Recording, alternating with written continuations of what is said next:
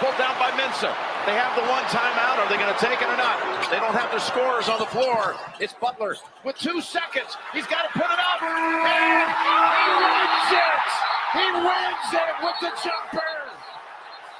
A San Diego State miracle.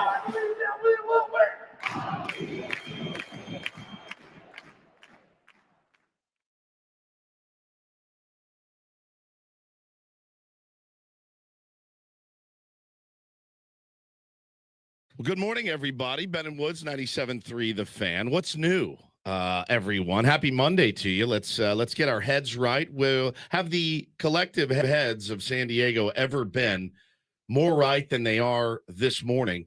I don't know. I really don't know. I don't think so. But it's great to be here with you guys. I'm Woodsy. That is Paul Reindl, Aztec for Life. Good morning, Paulie. How are you doing? Great morning. Great morning for you. Championship type morning. It's a championship Monday here on Ben and Woods, and Benjamin Higgins, your friendly neighborhood sports anchor, is here. Good morning, Benjamin. Good morning from Titletown, USA. Hopefully tonight. Yeah, I mean, holy cow, dude! Holy cow! Here we are. It is a grand old Monday here on Ben and Woods. Thank you to our newest partner, Grand Ole Barbecue, also the official barbecue of San Diego Padres. They are helping us in our baseball coverage this year. We are so proud to be aligned with the best barbecue restaurant in San Diego, bar none, Grand Ole Barbecue. So, yeah. Don't forget E Asado. Oh, E Asado. E Asado as well. What is E Asado? That's on Sunday when they do the Argentinian barbecue. Oh, okay. Yeah. So Grand Ole Barbecue, E Asado. It is a Grand Ole Barbecue, E Asado Monday here on Ben and Woods. I got the shirt. Benny and Paulie got the hats on. Paulie has the shirt as well. We are just massive, massive whores is what we are. We're just 3 whores. Well, when something's as good as Grand Ole Barbecue, you don't really mind. Yeah, you'd be a whore. Kind of chilling out a little bit. For Grand Ole Barbecue any day of the week. How was everybody's weekend? Busy. I mean, we were all Indeed. out at separate times. We crossed paths at Senior Grubby's on Saturday. Did a special show with Chris Ello. And then you guys came for the watch party for the national semifinals Final Four game with tons of listeners. Everywhere was packed. Carlsbad was an absolute zoo on Saturday. Dude, it was like Manhattan trying to find a parking spot in Carlsbad.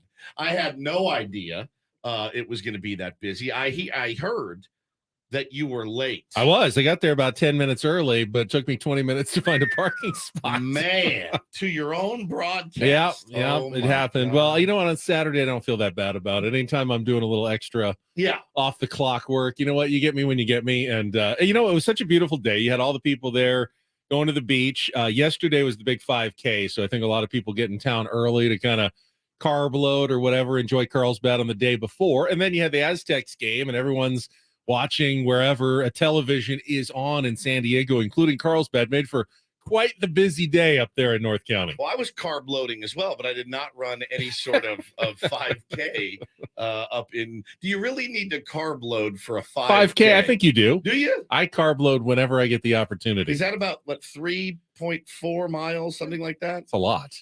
It is. I could run 1 and walk 2.4, though.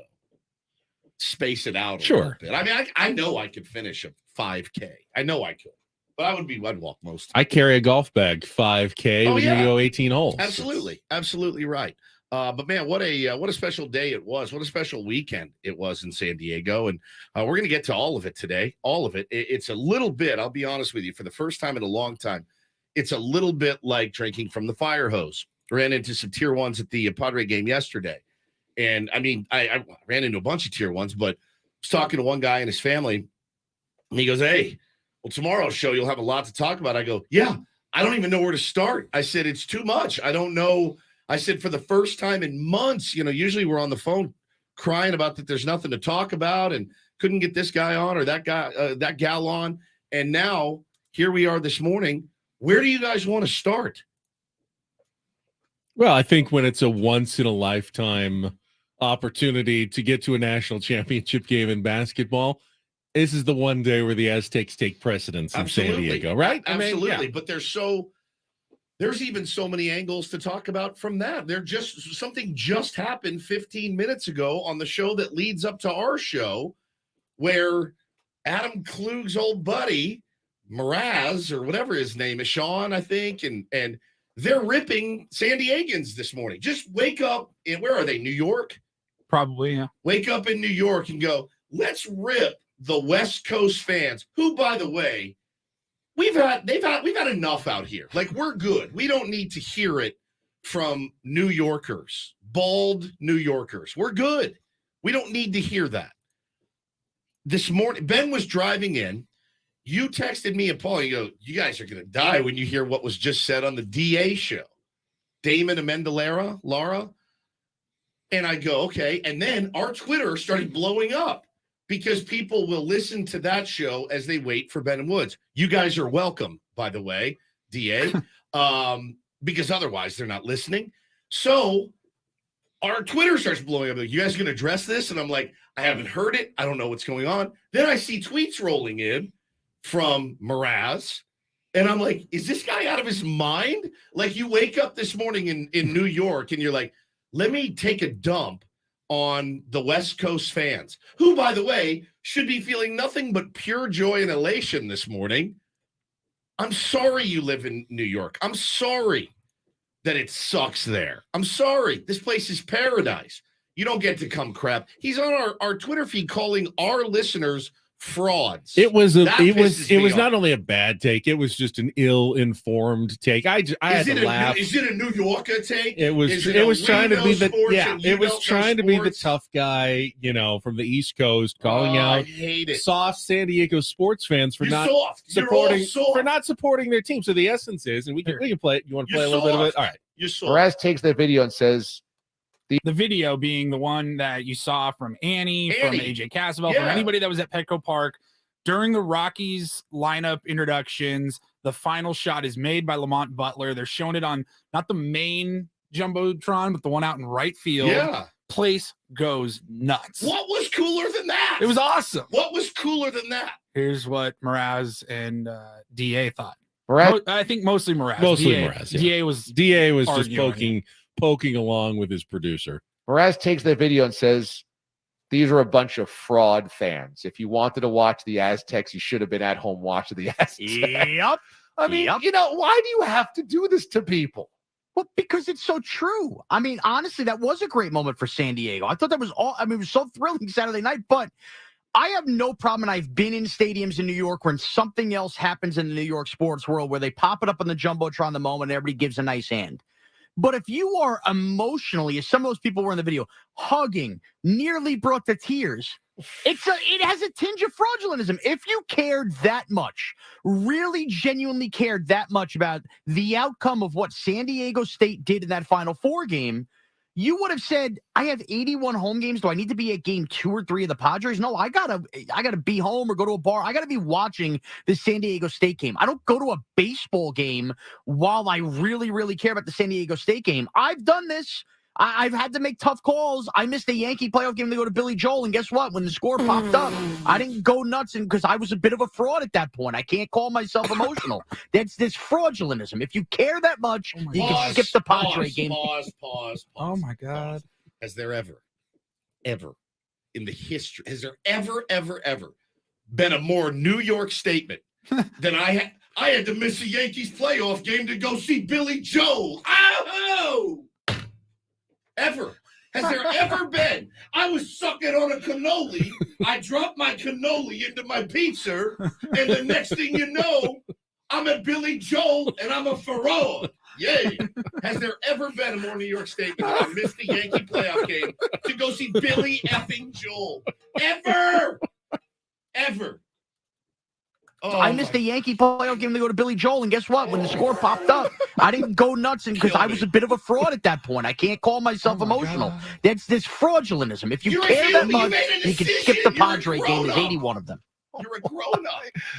I don't know if anybody was brought to tears in that crowd. They were high-fiving and hugging. I don't know if they were brought to tears. I mean, they were emotional about how much that game meant. If you're that emotional, then watch the freaking game. They did. You don't wait for the play at the end and you watch the first half before the Padres game. Again, too, this isn't going to a football game. Like if the Chargers were still there and this was going on, where you only got 16 shots. There's 81 home Padre games. If you really care about the Aztecs on a Final Four, you could skip Saturday night. I had a lot of people tweet me going, well, if you had tickets and plan to go, oh, I'm sorry, do we not advertise 1 million secondary ticket resale places? You could skip the game if you care that much. It's the dumbest thing ever. I mean, I've heard some dumbass over the years. I've said some dumbass over the years.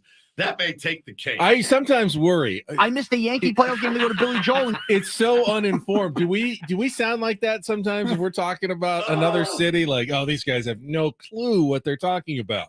I mean, honestly, Ben, I've lived everywhere. I've lived on the East Coast. I've lived in the Midwest. I've lived in the South. I've lived in the West. I've lived all over this country. I've seen all kinds of fans.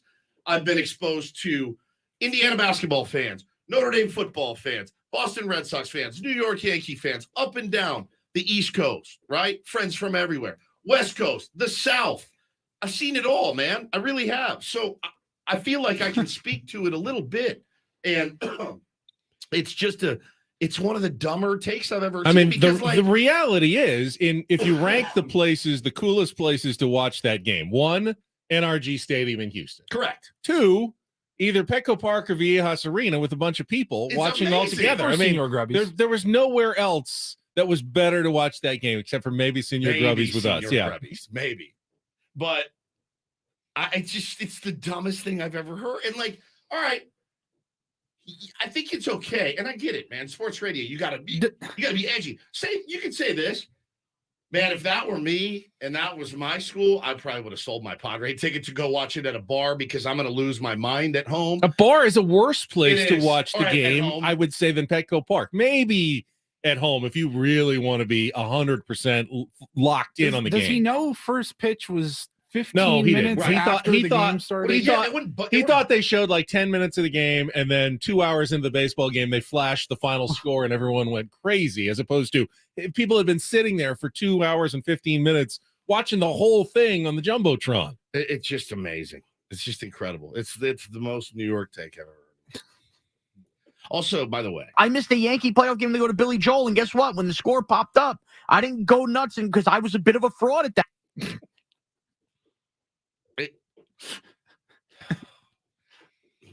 I mean, they don't even win championships in New York anymore. It's been a long time. The Jets are terrible. The Giants are terrible. The Yankees are terrible. The Mets are terrible. They all choke in the playoffs. The Knicks are terrible. Like, Knicks qualified for the playoffs over the weekend. So let's settle down on New York as the end all be all of how to be the best fan in the world. Like those days are long gone. They're long gone. There was a time. There absolutely was a time. That time is not now. The West Coast is where it's at right now, bud. That's where we're at here. So the West Coast and Philadelphia. Yeah, pretty much. So it's just a dumb take, and it's a weird. And again, like, don't come onto our feed calling our listeners frauds. These are diehard San Diegans. These are people that love both teams. And what cooler venue to watch it at than Petco Park? By the way, credit to 97.3 The Fan and Tier 1s. They had the phone lines jammed in the next segment. Every call was San Diego, San Diego, San Diego, telling Mraz what an idiot he was and explaining why that was such a cool moment in San Diego sports history on Saturday. And we'll be talking about it this morning. Guess what? Coming up in just a little bit, we will be joined once again by the assistant coach of the San Diego State Aztecs, Sam Scholl, going to call us up from Houston on the day of the championship game. We talked to him last week. We'll keep that momentum and that karma rolling here on Championship Monday as the Aztecs look for their title against UConn. I think Lamont Butler's dad's going to call in at 7 o'clock as well. He's at the game. Unbelievable moment. Can you imagine? I mean, how nervous you would be as a parent when your son has the ball with less than 6 seconds left, dribbling up the court, down one in an NCAA Final Four national semifinal game, knowing, all right, moment of the lifetime, one way or the other coming up. I get nervous at T-ball, dude. Bo hit a double the other day. I almost soiled myself, man. He hit one through the infield. And I was like, the pride and the nerves and everything else. I can't even imagine what that was like for him. I can't. It is a grand old Monday, which means for the first time, our new regular Monday segment with the Cespedes Family Barbecue guys. Jordan Schusterman, one of our favorites, going to be here to talk baseball at 8:35 this morning. And in-season Sammy at 9:35 as the Padres wrap up a 4-game series with a split against the Colorado Rockies. None of us were hoping for a split until they lost the first two, and then we're more than happy with the split. Elated with the split. After winning the last 2 games on Saturday and Sunday. So we'll talk a ton of Padres baseball after that opening series. And nice pitching yesterday by Seth Lugo. Very impressive. Very nice work with the pitch clock, just moving quickly, throwing strikes. That was a fun game to be at yesterday. Honestly, 3 pretty good pitching performances in a row since opening day. And even opening day, you could make a case for opening day as well. 3.5. 3.5. Yeah, 3.5 really nice pitching performances from the boys. And some timely hitting yesterday. Some good management, I thought, this weekend by our skipper, Bob Melvin. So we'll get into all of that as well. All right, we'll get the Daily Ditty. Woods gets to pick a new theme here for the month of April this week as we get started. It's our golf tournament week, the Ben & Woods Open on Thursday. It's Masters week. As you said, drinking from the fire hose. It's just all just coming at us really fast right now, but we have 4 hours, so we'll get to all of it this morning. Glad to have you with us, Tier 1s. It's Ben & Woods. Let's check traffic for the first time and get rolling on a huge week here on 97.3 The Fan.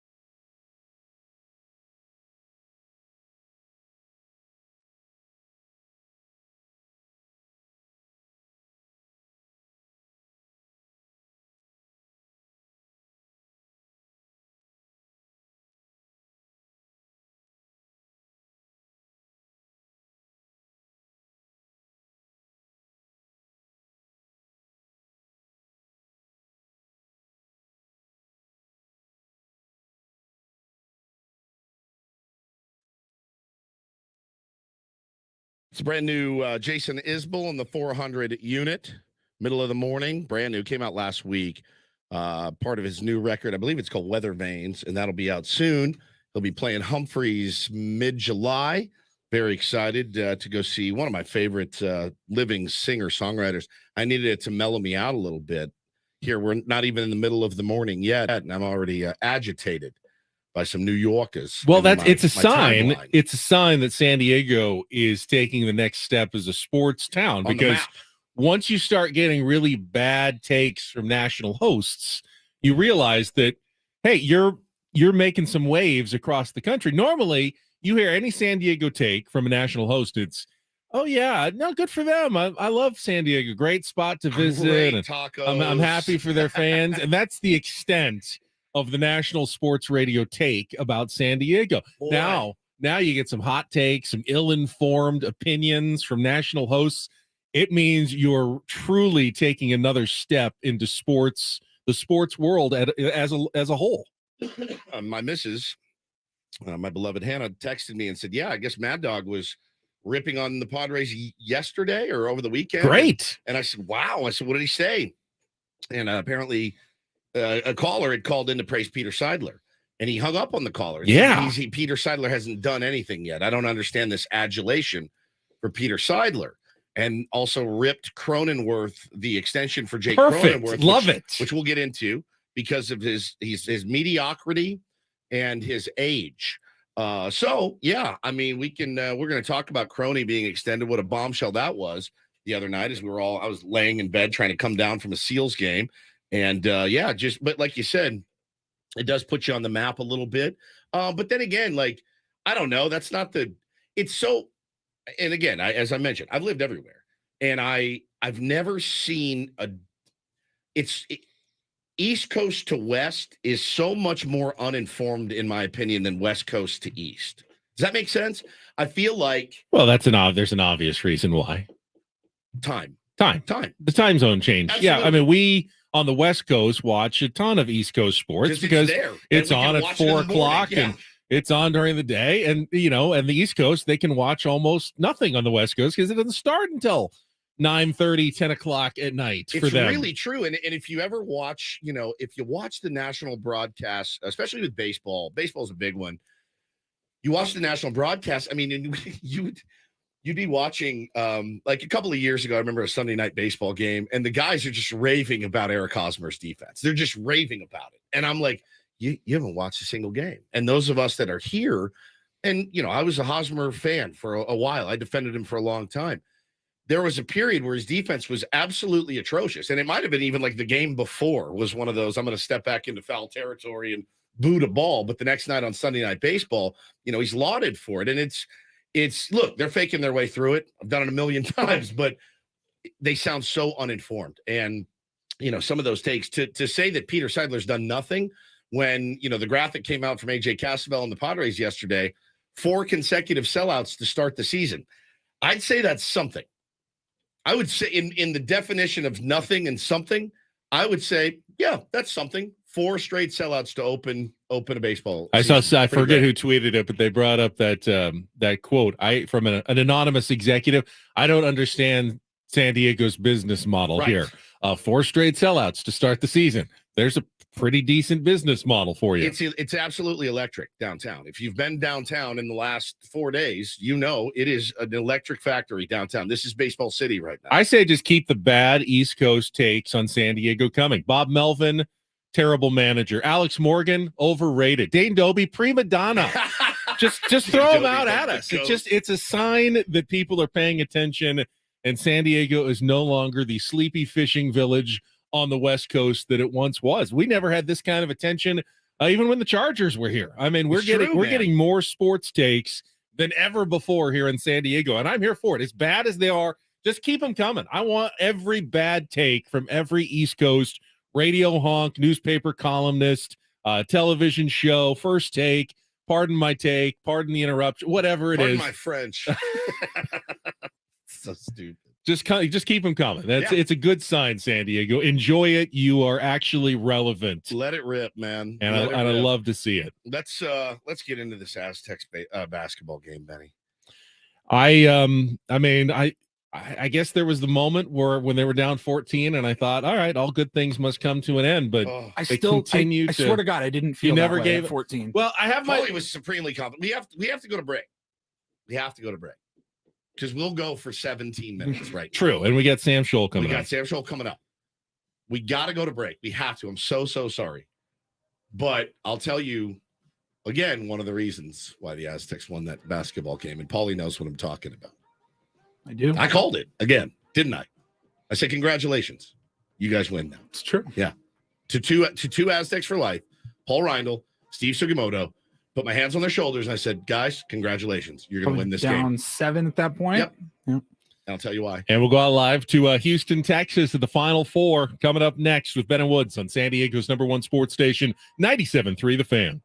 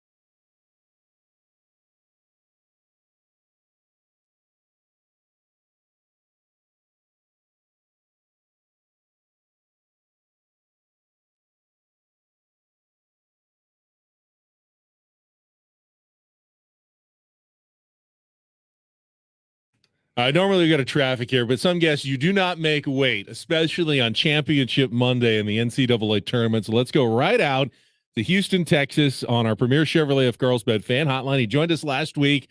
Good karma, obviously. So we bring back Aztecs assistant coach and our firm Scholl with us here on Ben and Woods on 97.3 The Fan. Sam, congratulations to you, Dutch, the coaching staff, the players. That was unbelievable on Saturday. Good morning, guys, and thank you so much for having me on. And it certainly was. I mean, I can't imagine a more magical evening. I can't either, and it was excruciating. It was an excruciating game to watch on television. It was excruciating. It had to be excruciating. Just like the Creighton game. There was a point where I go, you know what? Just lose by 20. Shortening the lives of everyone in San Diego. Yeah, it was. Let the guys know that there's one person, not Brian Dutcher, not yourself, not your coaching staff to thank. And that's me. I left the watch party early, Sam, and that's when I leave a game early. It's a guaranteed win, and it happened against the Dodgers in the playoffs. And I got to text my wife. She said, "Bo, my 5-year-old is melting down. I'd been gone a couple days, and he missed me." And I said, "All right, I'm on my way." So I got home and watched the rest of the game there. And I told Paul and Steve Sugimoto, I put my arms around him. I go, "Hey, I'm leaving.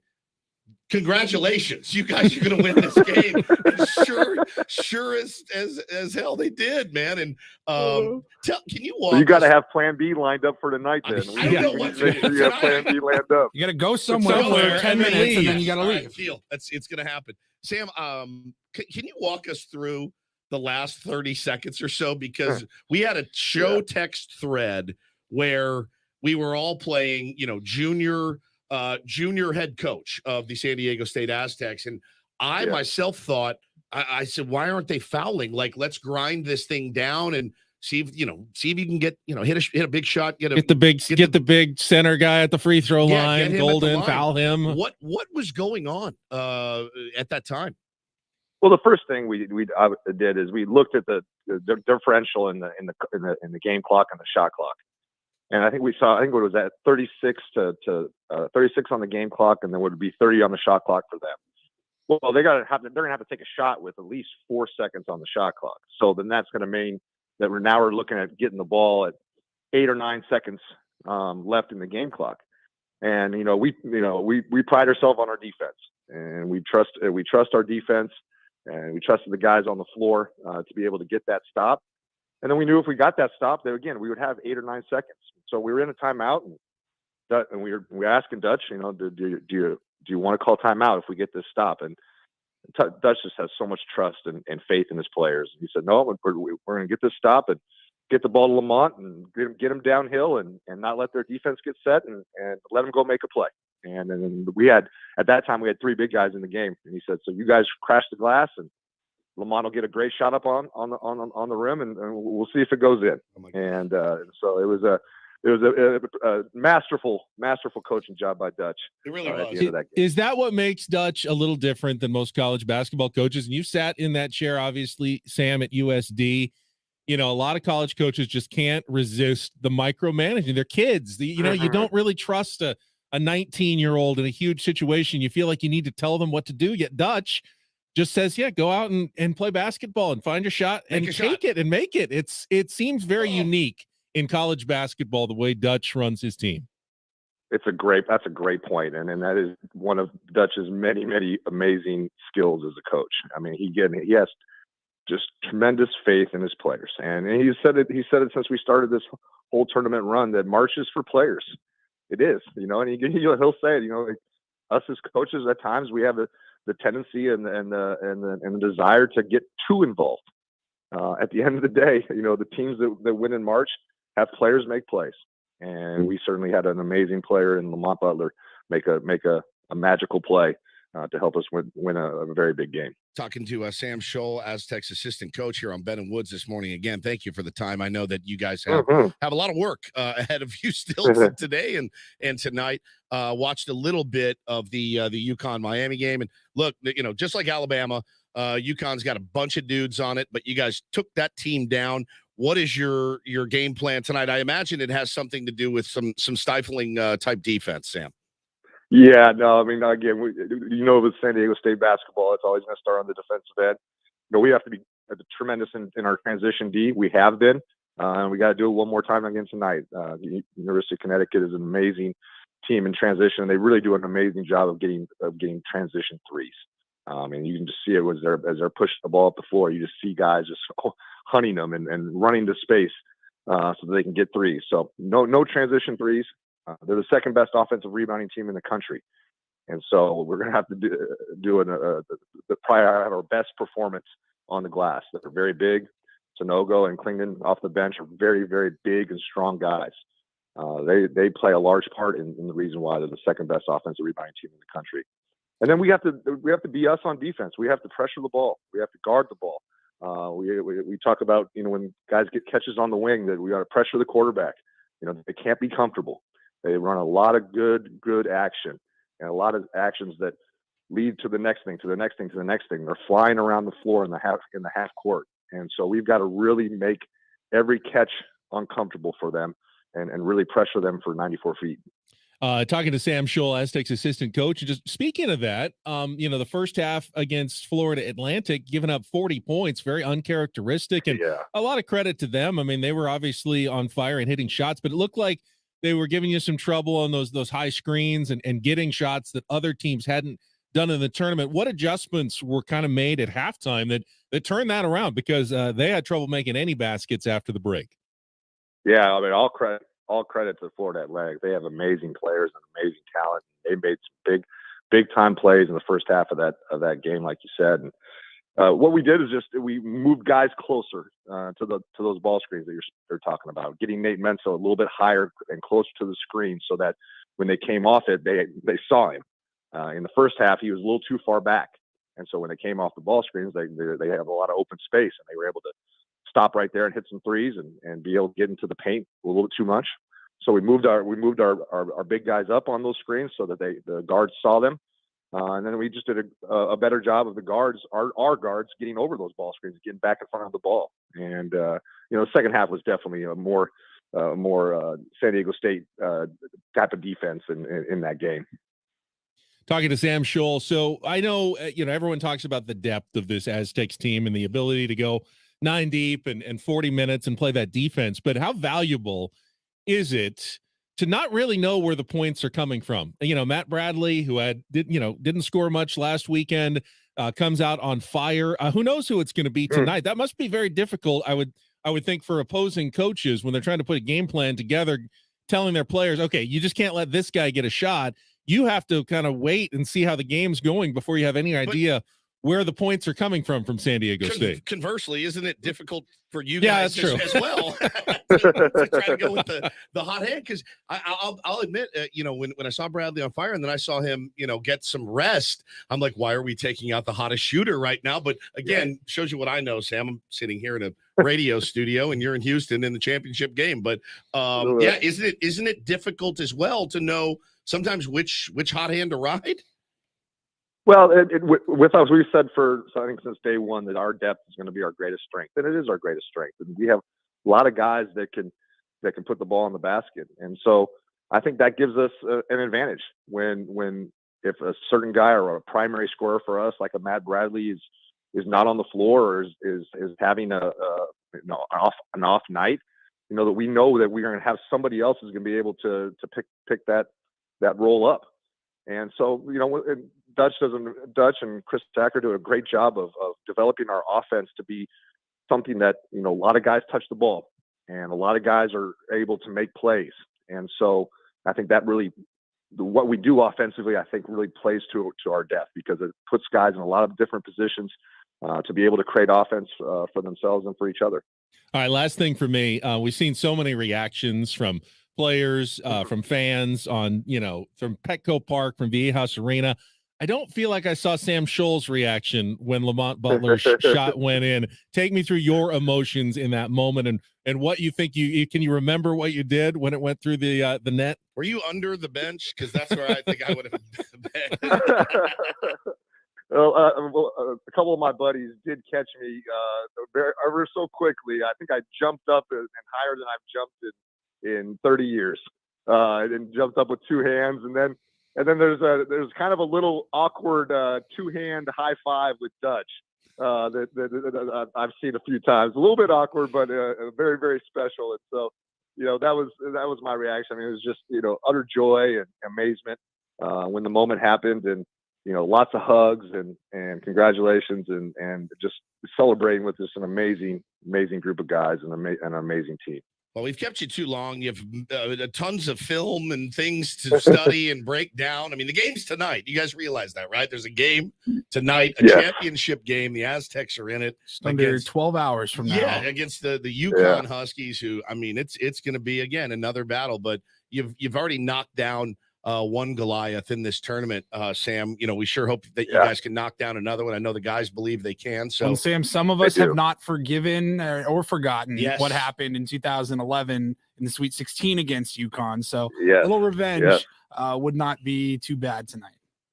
No, our guys have had an amazing mindset, since day one, and it has not changed. They're very determined. They're committed to winning. They're connected.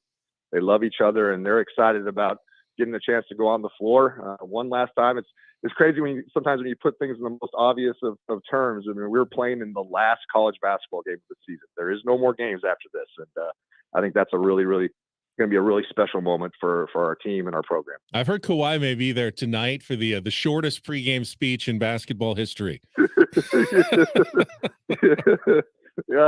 believe that would probably be the case. Thanks, Sam. Good luck.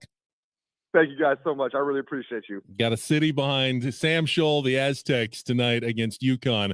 That is true. I did hear that there's a possibility the Clippers are off and that Kawhi Leonard may get to the game in Houston to support his alma mater against UConn. Paulie, the team that you just said, Kawhi's team in 2011 that they lost to in the Sweet 16, would be a very satisfying moment to see Kawhi in the stands there, cheering and seeing San Diego State get that revenge against the UConn Huskies tonight. Finger quotes with cheering, though. Yes, it's not a real demonstrative. Not nodding in approval quietly. Yes. Subtly.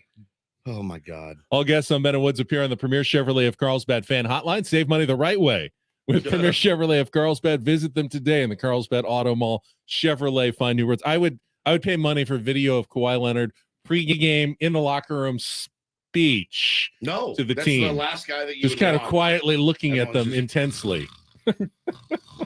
What a game. That was the only lead they had in the second half. It was. Let's wrap this discussion up after a little check of traffic here on 97.3 The Fan. From the Premier Buick GMC of Carlsbad Traffic Center, part of the Premier Auto family, here's Kelly Danick.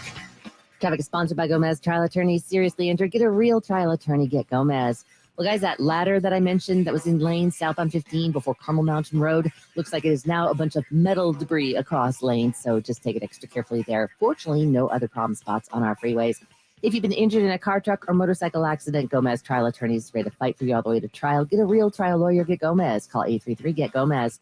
I'm Kelly Danick with Ben and Woods, San Diego's #1 sports station, 97.3 The Fan. Has it struck you yet, especially Paulie, our Aztecs alum, that Lamont Butler's shot to win it is going to live forever in NCAA tournament history? Yeah. It's going to be a highlight that you see in the great shots in Final Four history, the packages, the one shining moment. There's never been, that was the stat that stunned me. There has never been a buzzer-beating, game-winning shot in the Final Four when the team was trailing at that moment. There had been some when the game was tied and a guy hit a shot, but if it had missed, they just would have gone to overtime. There had never been a win or lose, ball in the air with the horn going off and not knowing if this goes in, we have won. If this doesn't go in, we have lost. The first time that has ever happened in NCAA tournament Final Four history. You guys see the still shot of his foot and how close he was to stepping out of bounds on the first part of the drive.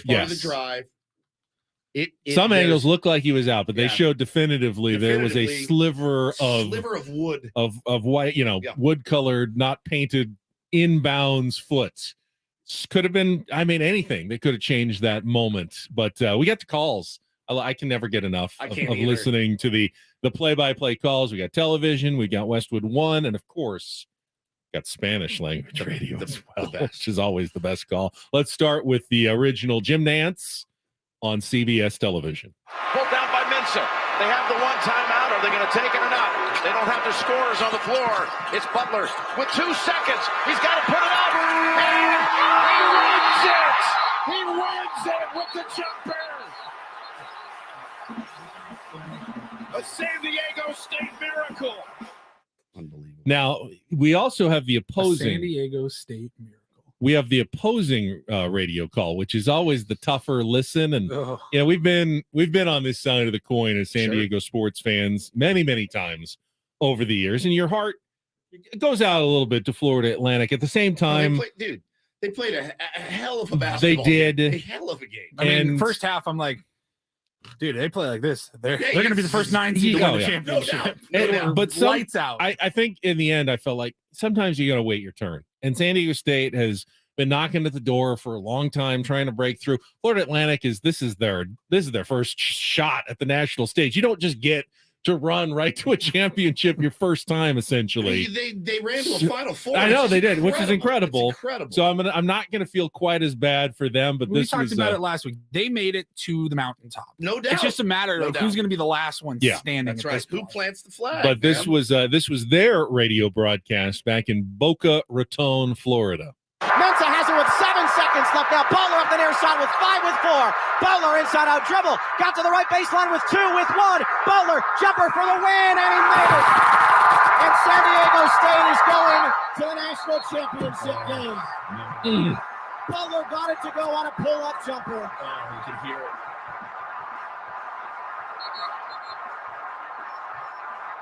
Florida Atlantic loses.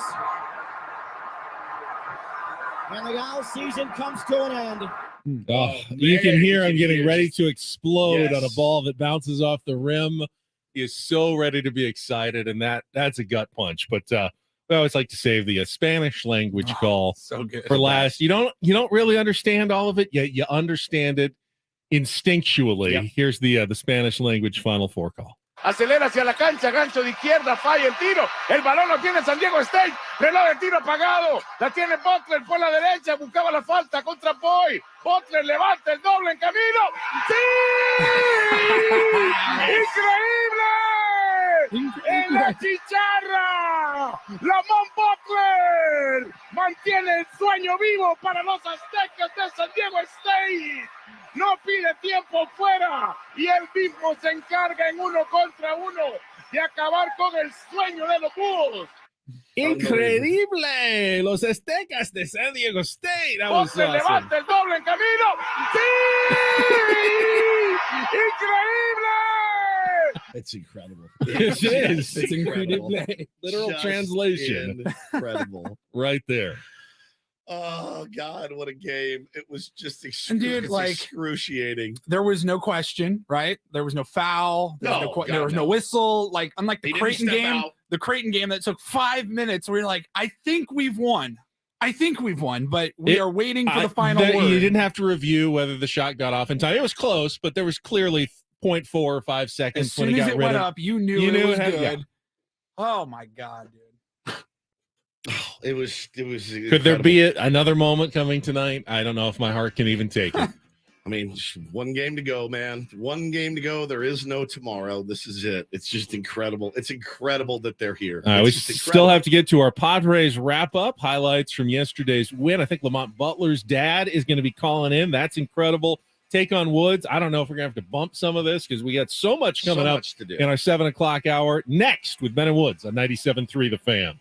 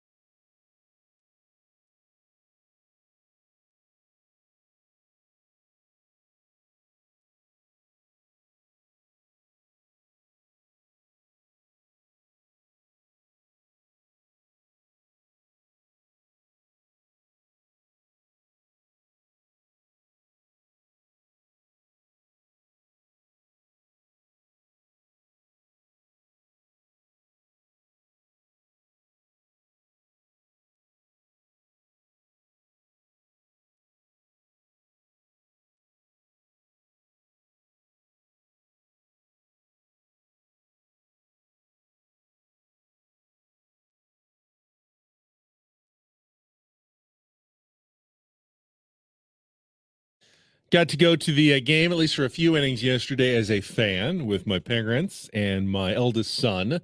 It was a speedy Padres game yesterday. Welcome back, Ben and Woods. Well, Ben and Paul. Woods, of course, at 7 o'clock. He's in the bathroom, as he usually is, but he'll be back in a moment. Be like, well, I thought we had a 5-minute. No, we have a 3-minute commercial break like we do every time. He talks for 2 minutes, and then he goes to the restroom. And then as the return music is playing, he's back. Then he... So, got to go to the game for a few innings yesterday as a fan. It was an absolutely gorgeous Sunday at Petco Park. And it was a game that really moved along quickly. I want to talk about the pace of play and the pitch clock rules. It was a discussion point in our section. People were going, wow, this is really moving along quickly. And some people loved it, and some people were not a fan of how fast the game moved yesterday. First, though, while we got a second, let's get to our Padres wrap-up from yesterday's win over the Rockies. Miss any of yesterday's Padres game? Did you catch a game last night? Well, we've got you covered. Thank you. It's the Padres Wrap-Up with Ben and Woods. Let's go! It's our house right here, baby! On 97.3 The Fan. That is the ball game, and that is a winner. Here's the 0-1 pitch. Grisham swings, hits it pretty well out towards right center field. Does a long run. He goes back. He looks up. It's going to go. A home run for Trent Grisham. Padres jump in front 1-0 on not only Grisham's first home run of the season, but his first hit ever in a dozen at-bats against Gomber. 1 out here in the third inning. Pitch coming. That's hit really well out to deep left field. Xander has left the building for a second consecutive day into the second deck of the Western Metal Building. 2-run home run, Xander Bogaerts, and a 3-0 Padre lead in the third. 1-2, McMahon hits it well to deep right field as Okar back onto the warning track. At the wall, it's going to go. A home run for Ryan McMahon. His first of the year. And the Rockies on the board here against Lugo. A solo shot in the 7th. It's 3-1. 1-2 on Ryan McMahon. Hader will deal. And the pitch is swung on and missed. Strike 3. Got him with a slider. And a 1-2-3 ninth inning. Josh Hader caps it with a K, and he earns his first save of 2023. Padres close out the weekend with back-to-back wins over the Rockies here this afternoon, 3-1, behind a brilliant performance by Seth Lugo in his Padre debut. And really on a mission since, beginning of spring training as a starter to go out there and try to minimize his pitch count. First pitch strikes, didn't walk anybody, able to go 7 innings in his first outing as a starter after being a reliever. I wasn't counting on that today, but when he came in after the 6th, he felt great. Looked really good, mixed his pitches, got a few more pitches maybe than he was using as a reliever. And first look, I don't know how it could be any better. Seth Lugo, 7 innings in his Padres debut. Unreal. Very efficient as the Padres beat the Rockies 3-1 yesterday at Petco Park, splitting the 4-game opening series. And, we got X-Man, 2 home runs now, 2 2-run shots in the last 2 games. He's gotten off to a great start. Looks really batting about 500, looks really good, whether he's in the leadoff spot or batting in the cleanup hole. Just good start, good first impression for Xander Bogaerts. Trent Grisham hit against a lefty, hit a good outside, low fastball, deep. I thought, that's a double in the gap when it left his bat, and it just kept going. Over one of the deepest parts of the wall of the ballpark at Petco Park. So, that was all for the offense. You'd like to see a little more consistency at the plate. You really haven't seen much of that yet this year, but great pitching effort, and the bullpen was locked down this weekend. 5 shutout innings. I think 1 base runner allowed in 5 innings by the bullpen this weekend in the 2 wins. Yeah, and the starting pitching, which I think a lot of people questioned and were nervous about, and that's okay because that's not uncommon for any single team in baseball. You are nervous about your starting pitching when the season starts, and when you got Nick Martinez going into a full-time starter's role, he's done it a little bit, obviously, but then when you get Michael Wacha, you didn't really know what he was going to have in the tank. And then Seth Lugo was such a wild card, Ben, because he'd been a reliever but wanted to start. You knew he had the stuff. For him to go out and go 7, for Wacha to get through 6, Nick Martinez pitched really well the other night. I couldn't be more happy, honestly. I mean, and again, I know I was rough on Blake Snell on Friday. I was really hungover, and it was, a 3 and what do you go, 3 1/3, 4 1/3, 4 1/3, 9 strikeouts, one walk. Yeah, the one walk really stands out to me. That's good. I mean, he was 3-2 counts to most batters. Yeah. So that was a little bit troublesome, but other than that, man, you're pretty pleased with what you saw from the starting pitching. The offense obviously needs to get it cracking. Starts with Juan Soto. Juan Soto needs to get it going. I mean, I don't think anybody knows it more than Juan Soto. The odds-on favorite to win the MVP. Had a big knock the other night, kind of helped put the game out of reach. It was nice to see him get on the board. Even that was a 17 hopper through the hole, though. He's not locked in like he was at spring training of the World Baseball Classic. It's funny. He is hitting the ball hard, but he is hitting the ball on the ground. We've seen this act before. You wonder. He says, he's healthy, the oblique strain late in spring training, but you wonder if it just messed with the timing a little bit. He was so locked in. Sometimes it takes a little while, a few days to get back to where he was. I'm not worried about Juan Soto yet. I think he's going to be great this year. He was my pick. For the National League MVP. Yeah, right now, it looks like Xander Bogaerts might be the pick for the National League MVP award. But that's a good problem to have when you're doing okay. You're 2-2, and you've yet to see one of your star players get locked in. That's a sign. That's a positive sign for things to come.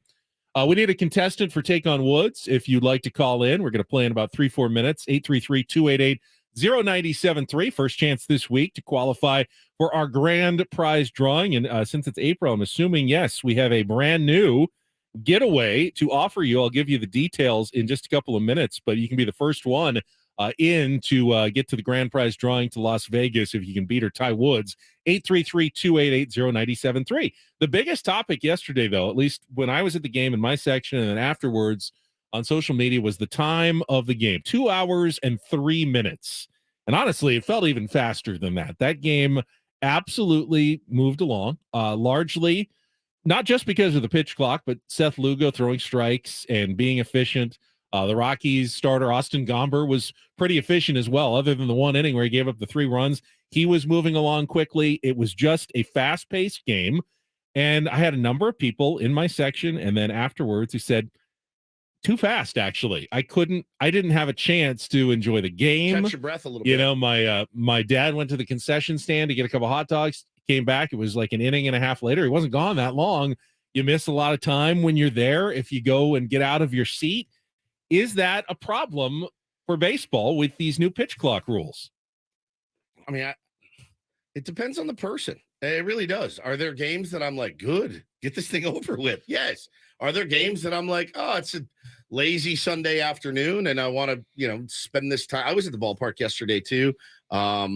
It's a different experience for me. I had my kids with me and we were waiting after the game to run the bases. So it was actually too slow for me. I was ready for the game to get going, get that line moving, get the kids out on the base pass so that I could get home and get to work. But no, it really depends on the person, Ben. It's all about personal preference. If you're at a basketball game, you go to a college basketball game and you get up to get a hot dog and a beer, you're going to miss some action. You are. Now, you could miss a ton. I mean, they could just play and play and play and play. With baseball, it's always been I can stretch my legs. I can go buy a sweatshirt at the team store and I'm not going to miss much. They got TVs throughout the ballpark. Yeah. You can hear Don and Mud or Jesse in the bathrooms. You're not missing everything when you go to the concession stand. Yeah, it's not like it's blacked out when you walk up the stairs. Yeah. I mean, you're like, where am I? Am I still at the game? Should I put this on my phone? It's personal preference, man. And I did see a lot of people though kind of complaining. Here's where I think Major League Baseball may need to reassess. When they implemented these rules, they went off what was going on in the minor leagues, and it was about a 20 to 25 minute faster pace of game. Everyone assumed that it wasn't going to be that dramatic in Major League Baseball. There's just no way to speed up a baseball game that much with these rules. They were hoping, I think, we get 15 to 20 minutes off. It's perfect. In reality, in spring training and now early in the season, they've actually cut more time than the minor leagues cut off. We're running about 30 minutes faster than they were, which, yeah, for a 3 hour and 15 minute game to turn it into 2:45, fantastic. But for a 2.5 hour game to turn it into 2 hours, all of a sudden you are getting on that realm of maybe a little bit too fast. And Bob Melvin said after the game, and I don't know that I mind this, he said, I like the pitch clock. I don't know that maybe a flat 20 seconds for everything, on base, not on base, whatever, wouldn't be a little bit better. You don't have to worry so much about those violations every single game. It keeps the game moving, but those extra couple of seconds might take some of the stress off on pitchers and batters and umpires even by extending it. If it truly is this fast, I do think Major League Baseball has a little wiggle room that if they want to ease up a little bit on those pitch clocks, they can do so either later this season or next season at the earliest. Why would Major League Baseball, who implemented this to speed up games, then say, well, it's going too fast because of public outcry and since when is Major League Baseball because it's not the intended effect? I think they were hoping to cut about 15 to 20 minutes off of the games. They're cutting like 30, sometimes 35 minutes. This is your bed, Major League Baseball. You made this bed. I mean, you can change the bed. You can put on new sheets, and it's your bed. You don't have to lie in it. You can change the bed and put on new covers and hey, get a whole new mattress if you'd like. Because of the mattress makers, head down to La Mesa. Because of the 4 games that they've played. Well, it's early, but it does feel like these games are even faster than they expected. They are. Would be. I think some of them are, and some of them aren't. One of the games I watched over the weekend, it had to have been Saturday. I don't know how long the time was, but it felt like a normal baseball. Did you watch game. Sunday Night Baseball last night? Phillies faster than hell. The game was over at 6:35. I'm going. I expect Sunday Night Baseball 11. to be rolling into like 8:30 before it's over. It's like it's 6:35. The game's over. If they could find a way to make Sunday Night Baseball, Yankees, Red Sox under 3 hours and 45 minutes, I'll believe it when I see it, Ben. It's never happened. All right, let's get to our game. It is time to play Take on Woods.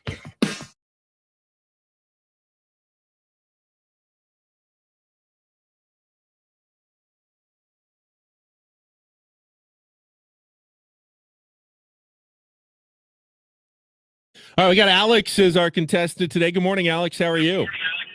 Good morning. How's it going, guys? Good. Turn down your radio if it's still up, and I'll tell you about the prize you're playing for. Beat or tie Woods, you can qualify for a trip for 2 to the Westgate Las Vegas Resort and Casino. 2-night stay and tickets to Barry Manilow, breaking records in 2023. Join Manilow as he celebrates his 14th year at the Westgate Las Vegas Resort and Casino's International Showroom and breaks Elvis Presley's record for most shows at the property. From Copacabana, Mandy to Can't Smile Without You, now's your chance to witness this Grammy, Emmy, and Tony award-winning artist in an iconic performance. Get your tickets to Barry Manilow at the Westgate Las Vegas Resort and Casino. All right, you get to pick our category here. Your choices are, Alex, From Your Lips, answers including the word lips, way stations, answers that include the word way, or 70s movie music, songs from 70s movies. So of those 3, From Your Lips, way station, or 70s movie music, what would you like to play? Let's do From Your Lips. From Your Lips. All right, 5 musical answers, song titles, and bands that include the word lips. You'll have 60 seconds. If you don't know an answer, say pass. We'll come back to it. Our first question is our 2-second song. Paulie will play the music. You identify both the title and the artist. To score that point, we go on from there. Alex, you ready to play? Yep. All right, 60 seconds on the clock. The category, From Your Lips. Your time begins when Paul plays the music. Good luck, Alex. Let's take on Woods.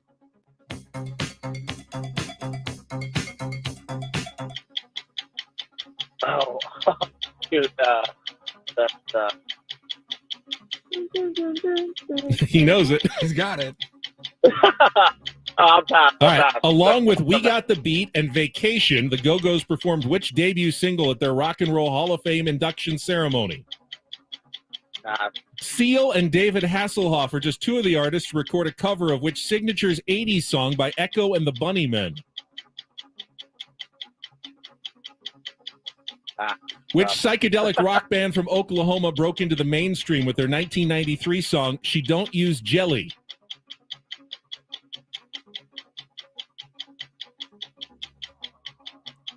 I'll pass again. Which 2006 song was the breakthrough hit for the rock band Hinder? Pass. Let's just go back to the first Go back one. to the song. Play it, Paulie. Give him a little more, because he knows it. Time is up, Alex. You're not going to win this one with a 0, but let me give you the answers, then we'll bring Woods in. That was Funky Town by Lips Inc. Our Lips Are Sealed is the Go-Go's. Lips Like Sugar from Echo and the Bunnymen which is one of Woods' favorites. He'll get that one. The Flaming Lips, he's going to get She Don't Use Jelly. And Lips of an Angel by Hinder. That could be a tough one, but I'm pretty sure Woods is going to win this one. Let's bring him back in. See how he does in the same category, same 60 seconds. All right, reset our 2-second song. Your time begins when Paul plays the music. Good luck, Woods. Let's take on Alex.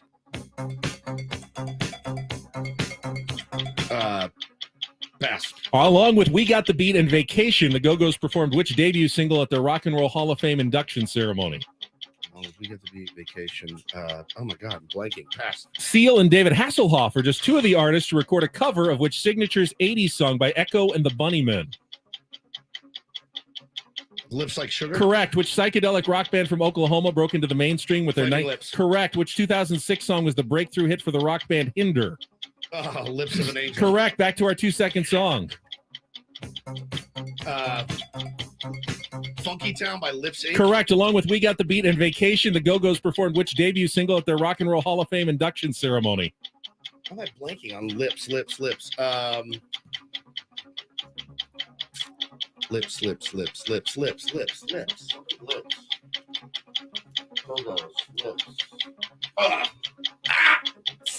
Tip of my lips, actually. Tip of his lips. It's it? Our Lips Are Sealed. I love that song. Yeah, Damn but 4 is an easy win. Alex didn't get any, unfortunately, in the category From Your Lips. Paul, you know what I need.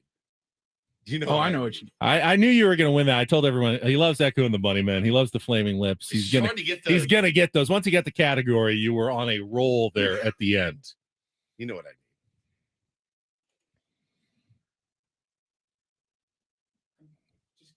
All right, we're just going to keep going. Okay. Do we have our guest on the line?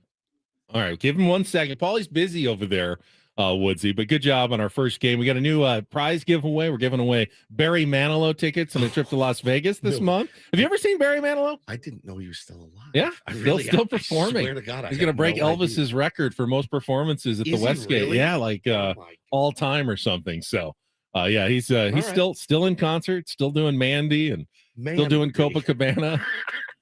Yeah, I mean, dude, he's made a career out of it. All right, we're going to hold off on our break because we're going to go out to our Premier Chevrolet of Carlsbad fan hotline. And joining us right now from the Final Four in Houston, Lamont Butler Sr., father of Lamont Butler Jr., who hit the game-winning shot on Saturday. Dad, welcome to Ben and Woods. It is good to have you on the show. And wow, what unbelievable what happened on Saturday night. Take us through it, man.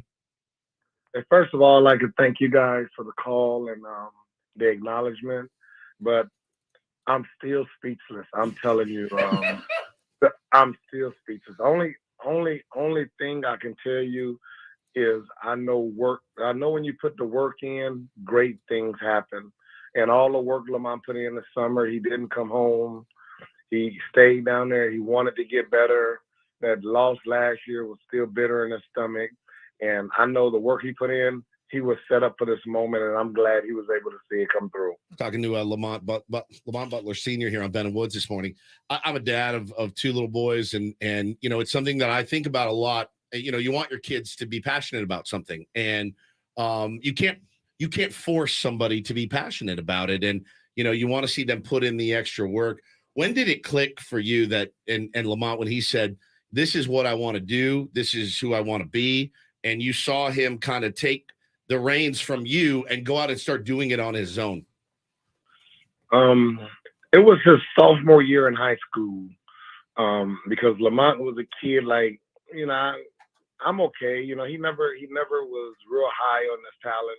He knew he can play, but I think his sophomore year in high school, when he took his team to the championship, that's when I think he realized, like, you know, I may have something, but if I can work on this thing a little more, I think I can get better. So I really think it was a sophomore year in high school really set the stage for this moment. My oldest is 5. I was hoping you were going to say about 7 years old. So I only had 2 more years of trying to force him into taking ground balls, senior. But no, it's great to hear. What a shot. As a father, watching that moment, it had to be excruciating. I mean, it really did, watching how it played out. You know, your son's the one with the ball at the end, and the play was drawn up for him. And boy, did he make a play. What was that like for you to see that?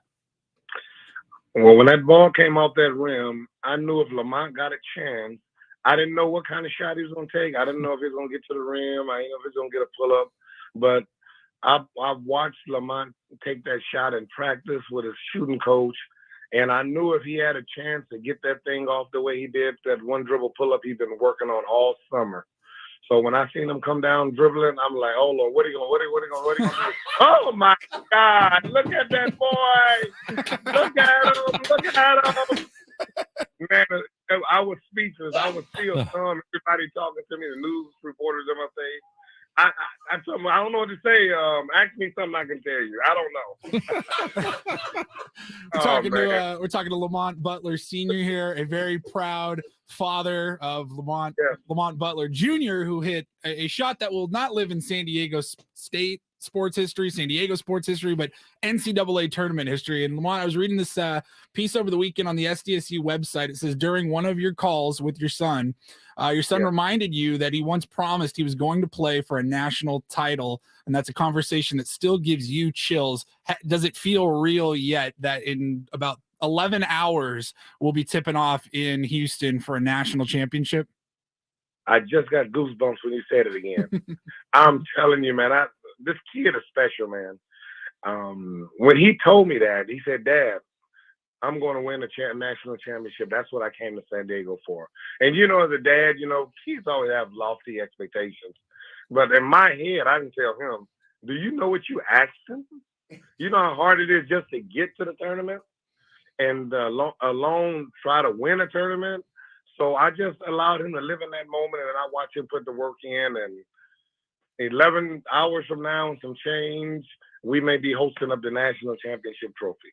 I think a lot of people don't realize, because they know Lamont for his defensive player of the year of the Mountain West, that he actually broke Reggie Miller's scoring record in high school at Riverside Poly. Wow. When he came to San Diego State, did he know that, he's not necessarily going to get to put up points like he did in high school? That's not the way a Brian Dutcher team works. And what does that say about him, that he was willing to make that choice to come to San Diego State?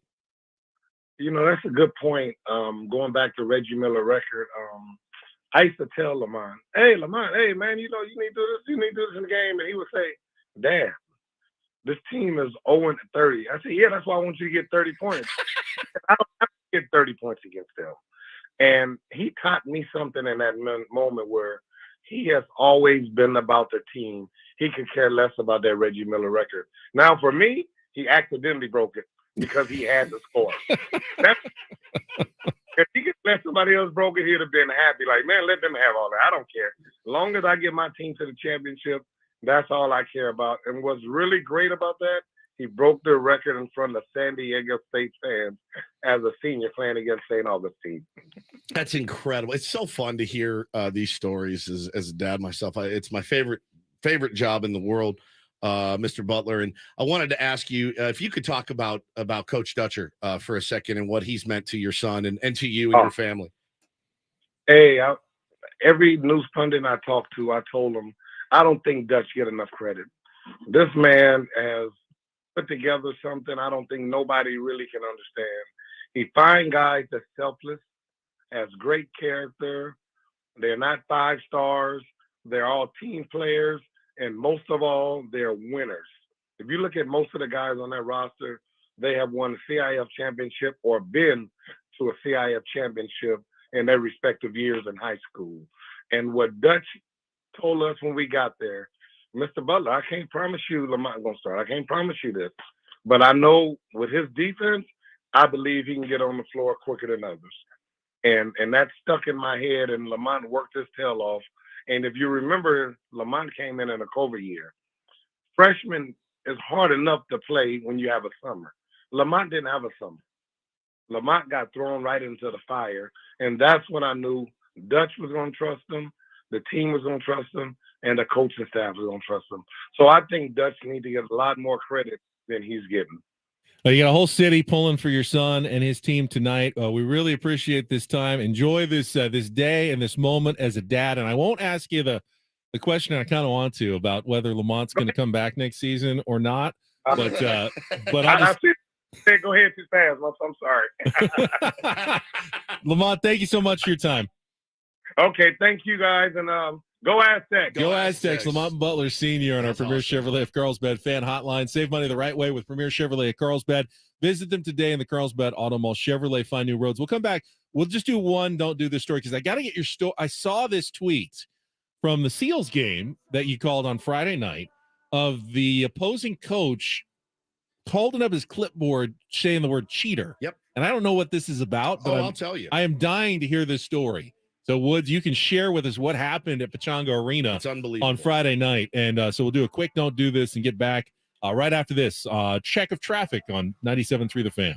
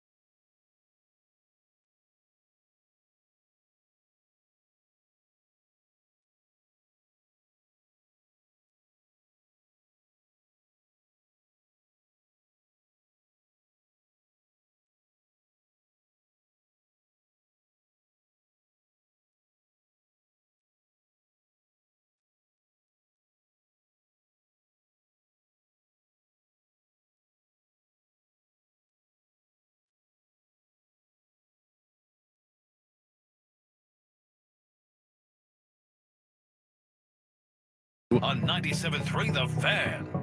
All right, thanks again to Lamont Butler Sr. We're a little bit behind, but that was definitely worth it to hear from Dad after what happened on Saturday, getting ready for the game tonight. Baseball season is here. Live coverage of every Padres game on 97.3 The Fan is now available through the Odyssey app. Wherever you are in the San Diego area, you can listen to every pitch of the Padres game on Odyssey.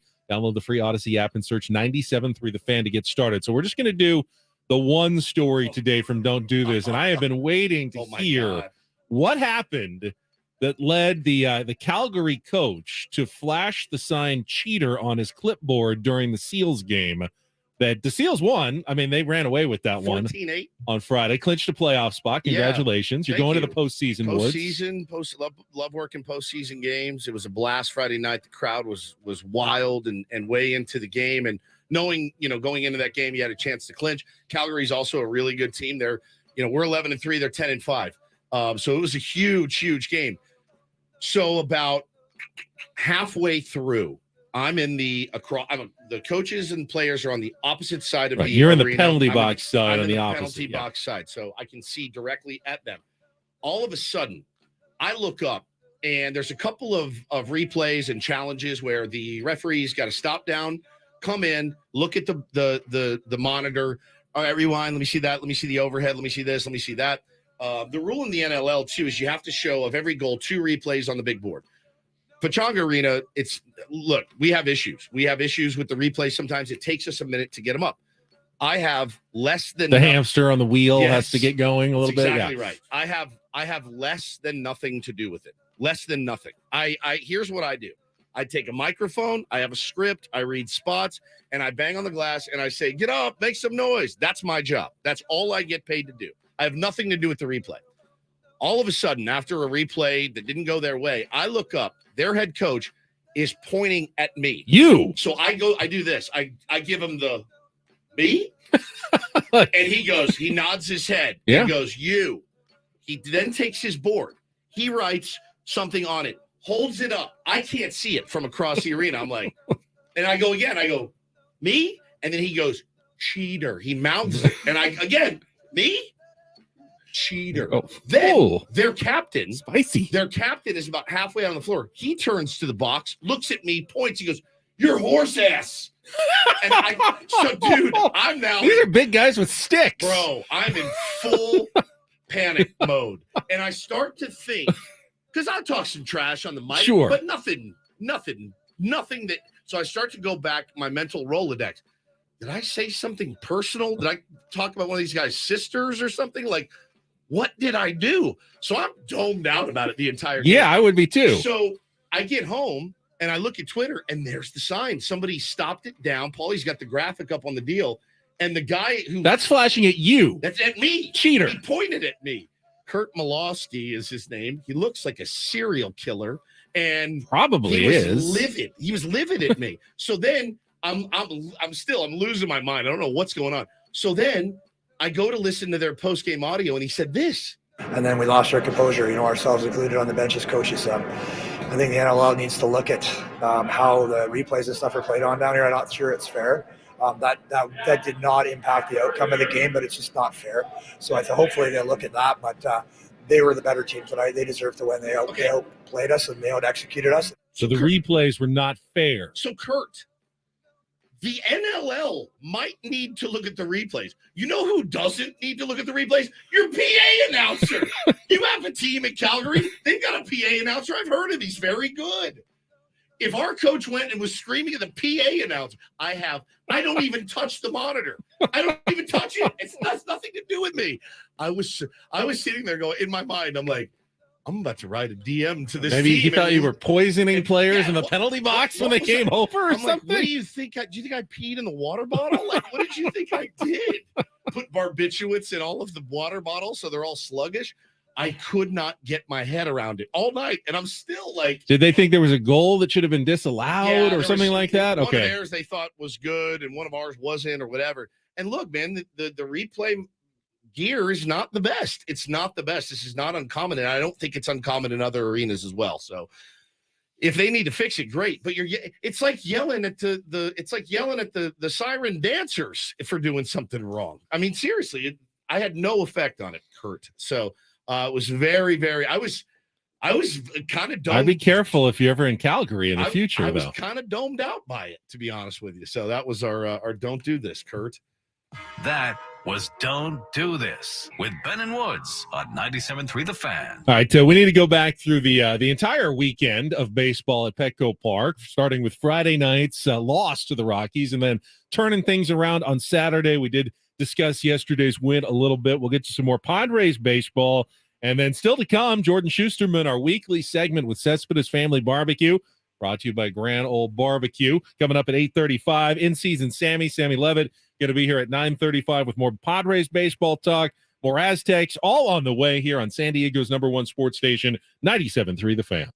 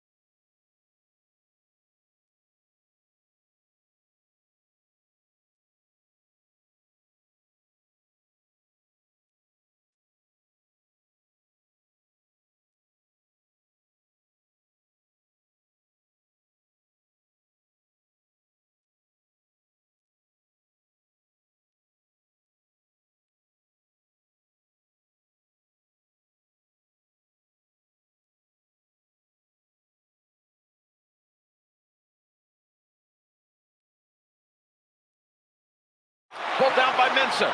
They have the one timeout. Are they going to take it or not? They don't have their scorers on the floor. It's Butler with 2 seconds. He's got to put it up. And he wins it. He wins it with the jumper. A San Diego State miracle.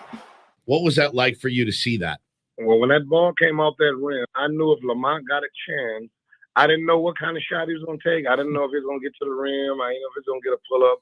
But I watched Lamont take that shot in practice with his shooting coach, and I knew if he had a chance to get that thing off the way he did, that one dribble pull-up he's been working on all summer. So when I seen him come down dribbling, I'm like, oh, Lord, what are you going to do? Oh, my God, look at that boy. Look at him. Man, I was speechless. How amazing and endearing is that? And what a moment for him. I mean, a moment for his son, obviously, but for a dad to see that. And you see the cool shots of the tournament. The wives, the moms, just gnawing at their hands, their shirts over their faces. You saw one of Dutch's daughters, just head between her legs, basically can't watch. Like, it's not fun. It's just, I asked Paulie and Sugimoto the other day. Our buddy Steve Sugimoto, who was our NIL sponsored athlete, a guy we love very, very much, played for the Aztecs golf team. Stevie was sitting next to me at Senior Grubbies for the watch party. He did not say, Paulie, what, 6 words? He sat like a statue and just watched. And I put my arm around him and I was like, are you on drugs? Yeah. Did you take LSD? I put my arm around him. I go, how excruciating is this for you? He said, it's the worst thing ever. Just like watching those Dodger games. I mean, it's not enjoyable. It's only enjoyable if you win. Honestly, the bigger the game, the less enjoyable it is. The whole day leading up to it.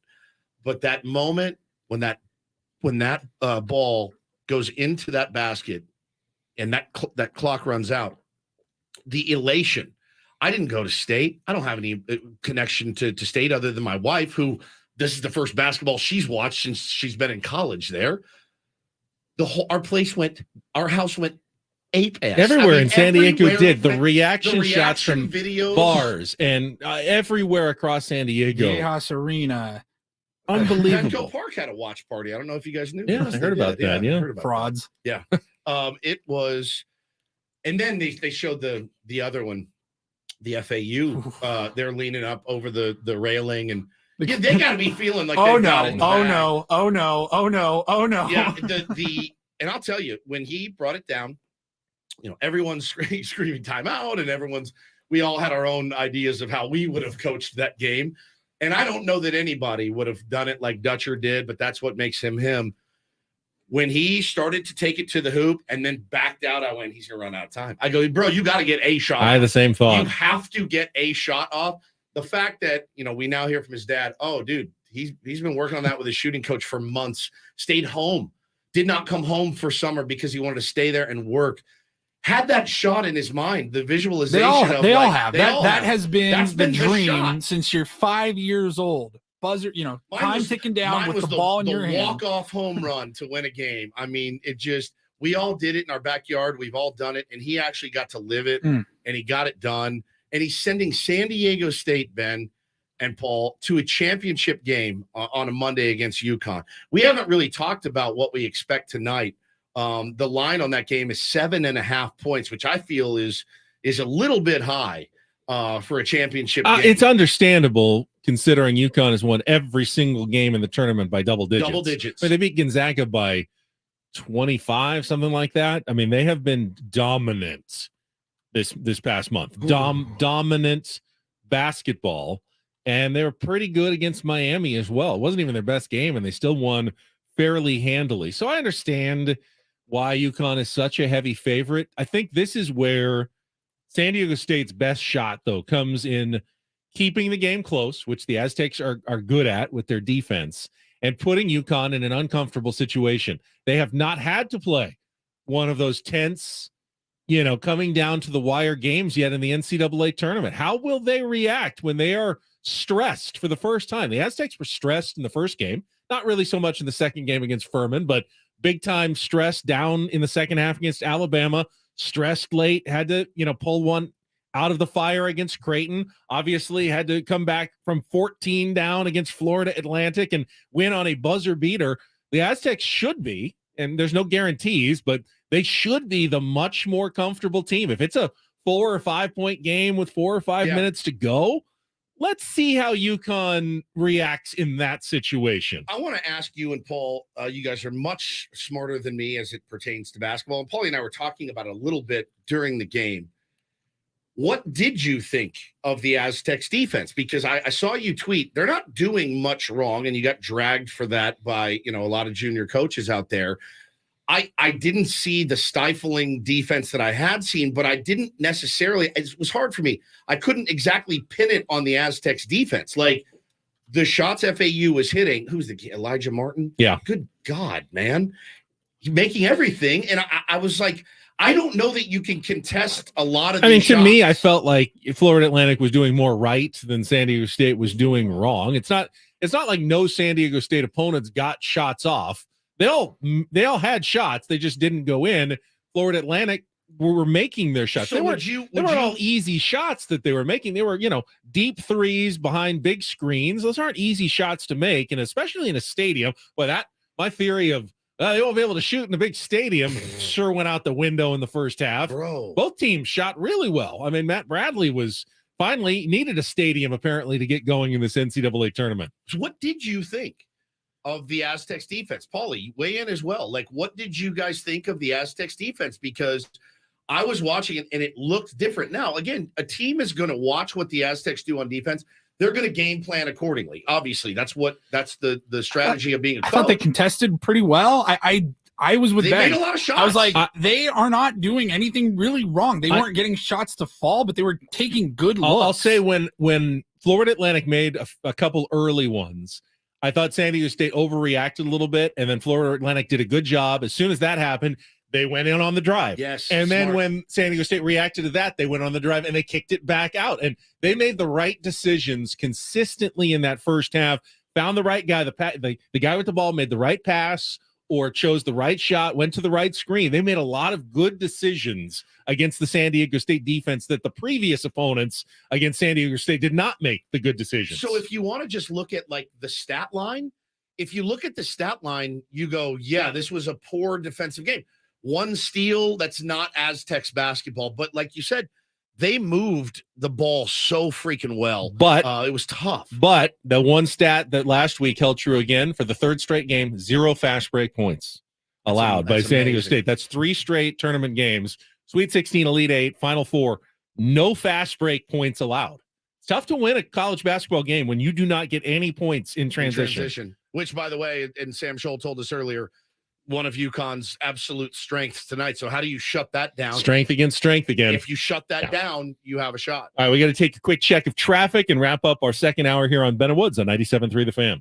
From the premier Buick GMC of Carlsbad Traffic Center, part of the Premier Auto Family, here's Kelly Danick. Traffic is sponsored by the San Diego County Sheriff's Department. Hasn't been too bad of a ride this morning, guys. We still have this crash involving a couple trucks, though, on the Los Flores off-ramp of southbound 5. The San Diego County Sheriff's Department is working hard to keep San Diego safe and is now hiring. The Sheriff's Department offers rewarding careers with growth and has an opportunity for anyone with integrity that wants to make a difference. Go to joinsdsheriff.net to learn more. That's joinsdsheriff.net. I'm Kelly Danick with Ben & Woods, San Diego's #1 sports station, 97.3 The Fan. Jonathan on the chat says the big nerd on FAU was setting a moving screen almost every time down the floor. Yeah. I don't know if it was moving or not, but it was hard to get around. It almost felt like an offensive lineman, throwing a block, and he was tough to get around. The Aztecs, we heard Sam Scholl tell us, they moved Nathan Mensah up a little bit in the second half, risked some inside baskets to, make it a little more difficult for the shooters for Florida Atlantic to get those 3-pointers off. SDSU Aztecs in the chat says, why is no one talking about a rope and the block? And I was saying it at the game with Paulie, and I was saying it at home to my wife. He is one of my favorite basketball players that I've ever that I've ever watched. He is 1,000% heart and soul of that team. He is such a worker and a grinder, and you don't win that game without Aguek Arop. He was unbelievable. And tonight will be the final basketball game, essentially, of Aguek Arop's life. Because he has said, this is it for me. He's not planning on, playing pro basketball. He's a college basketball player who has battled through a number of injuries that have taken a toll on his body. Every single one of these games the last 3 weeks could have been the last one of Arop's career. But tonight he goes in knowing this is it. I can put everything on the line. Can you imagine that guy who already in every game looks like he's willing to sacrifice just about everything to get his team the win, knowing there's nothing left that he needs to hold in reserve. This is he's been Let it fly. They've managed his minutes. He hasn't practiced essentially in 3 years to get him onto the court. But Brian Dutcher can kind of use a Aguek Arop with abandon. There's nothing left for him in basketball after tonight's game. It is all on the court, and I am really looking forward to seeing Aguek Arop tonight. That should be the mentality of every player on that team. They're rolling 9 deep tonight. That should be the mentality, because there really is no tomorrow if you don't win this game. And I will say this, man, that's another win that they bricked easy shots. I mean, if just half of those layups, lay-ins start to fall, if they make a few more free throws, they can win this game. I mean, it just the fact that they've been able to win with such, I don't even say bad luck, but I mean, Bradley went to the rim with a layup and it off the rim. It's mind-boggling. For a month and a half now, and I think I first tweeted it about a month and a half ago, they have near lost and almost collapsed their way to the NCAA championship game, because a near loss and an almost collapse is what? A win. It's a W. Every time. And here they are, one more near loss away from an NCAA title. We'll come back, reset the show. We have to talk about Jake Cronenworth's contract extension and more coming up with Ben and Woods on 97.3 The Fan.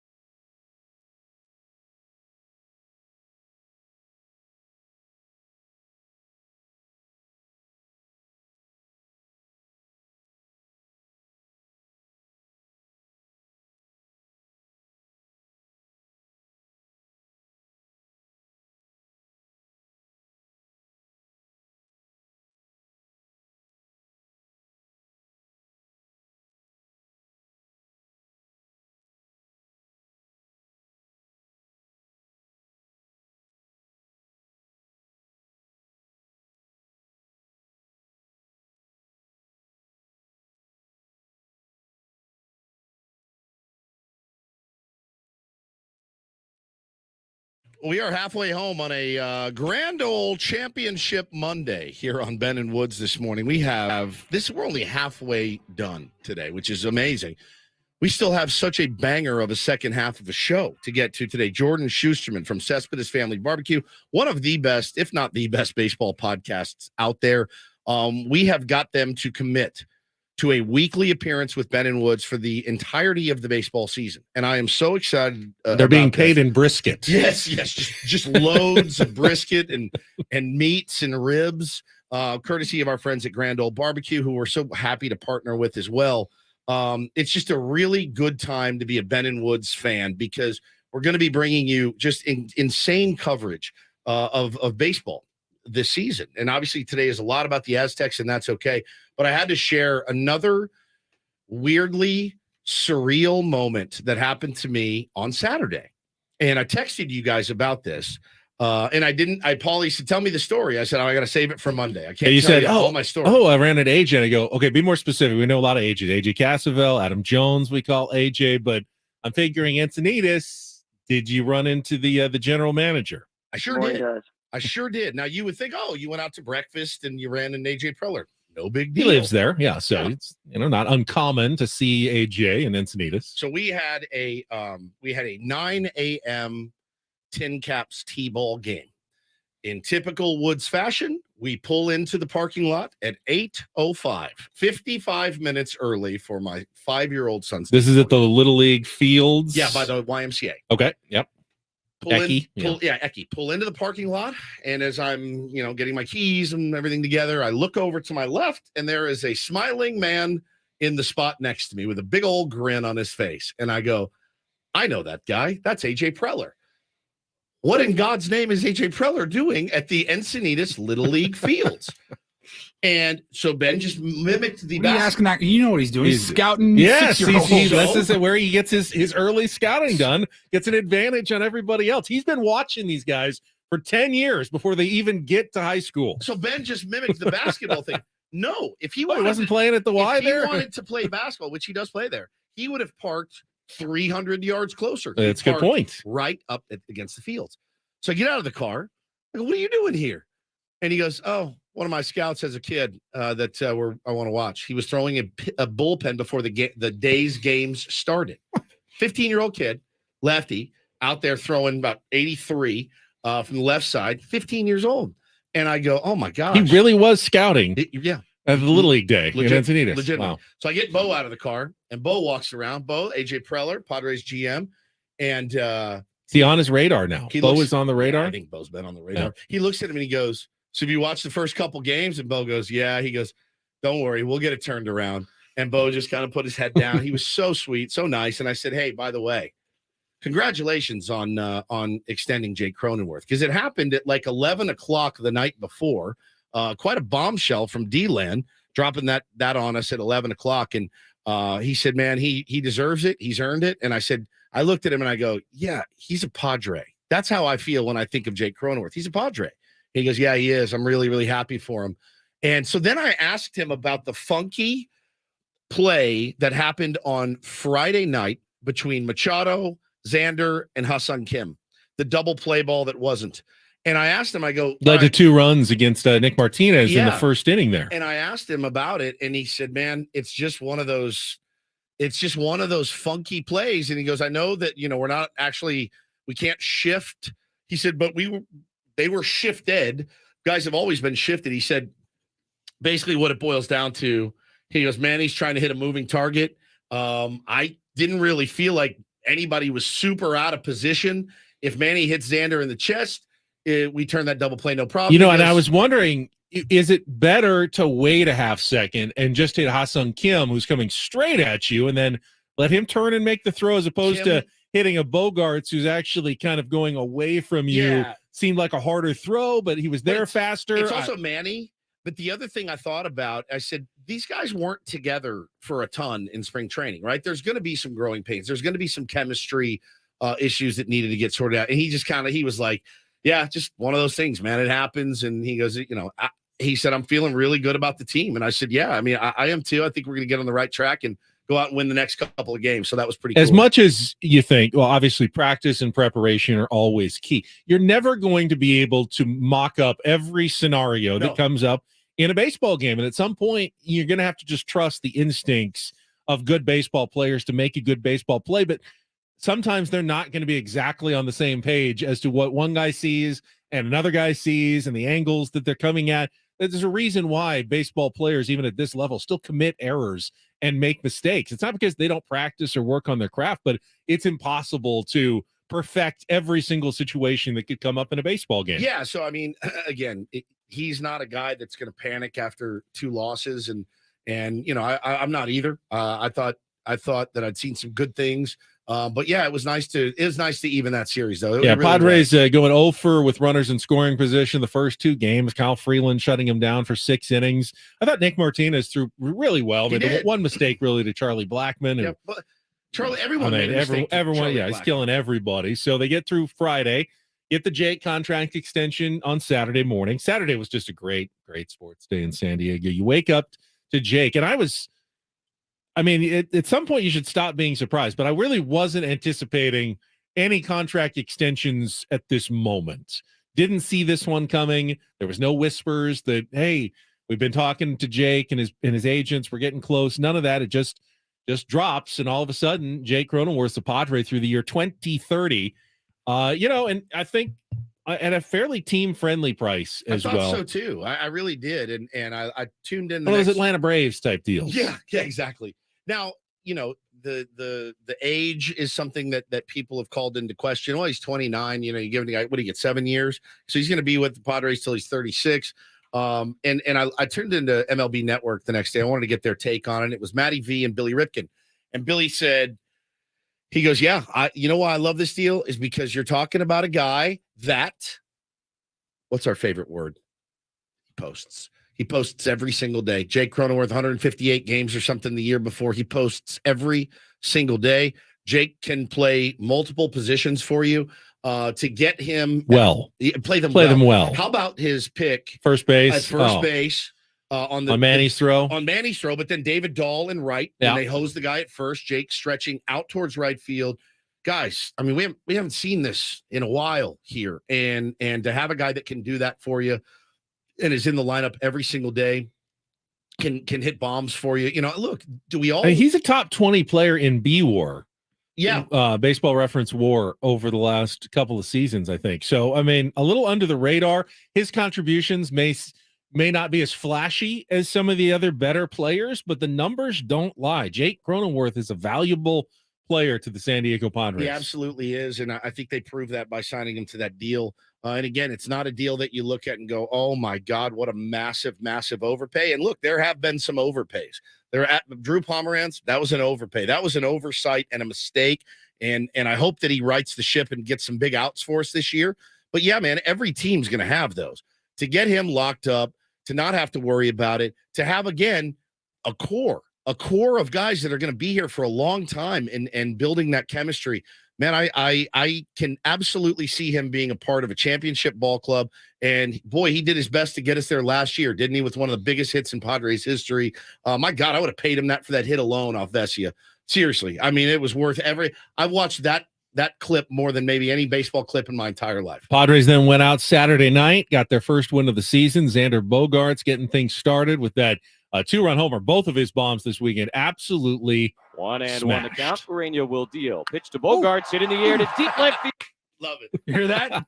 Listen to background, Tony. 1-1 the count. Guerrero will deal. Pitch to Bogaerts, hit in the air to deep left field. You can forget it. Bryant turns around. This one gonna go. That's a first home run of the year for the Padres. Is the first for Xander Bogaerts in the brown and gold, and it's 2-0 San Diego in the first. That's a long single off the monster at Fenway, by the way. So all of you that were worried that he was a, quote, Fenway merchant, I don't think you need to worry. I think Xander Bogaerts has come in here, and what a first impression he's made on all of us Padre fans. Matt Carpenter, couple hits, couple of RBI. Michael Wacha was cruising really through 5, looking really good. Ran into a little trouble, but got out of a jam in the 6th to maintain the lead and get it over to the bullpen. I was very pleased. I was very pleased to see Bob Melvin stick with Michael Wacha, a veteran that knows what he's doing. Listen, it's not always going to work out in your favor. And I was tweeting with the guy, and it was a respectful conversation, but I said, man, there's something about it. You know, there was somebody tweeted, oh, Bob Melvin is the king of waiting an inning too long. And really, that's such an easy take to have.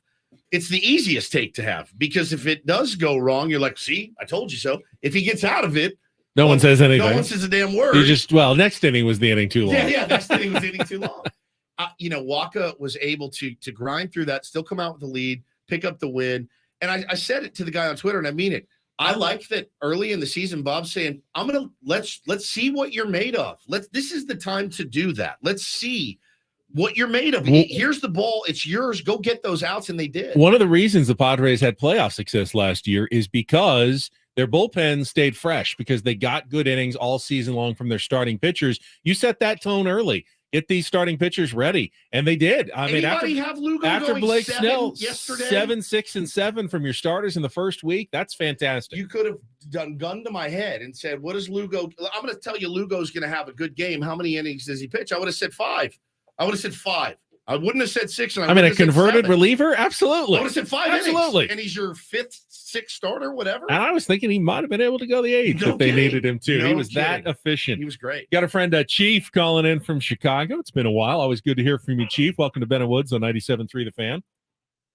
Hey, good morning, fellas. A couple of things here, and I missed the last couple of segments, so I do apologize. But I am back in San Diego now, so staying up late watching West Coast baseball.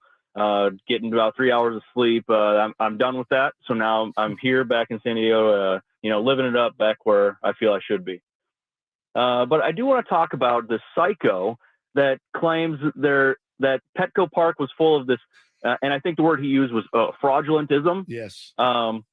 But they were choosing between opening weekend and a game out in Houston. Obviously they're not in Houston, right? So they're choosing between opening weekend or sitting at home watching TV.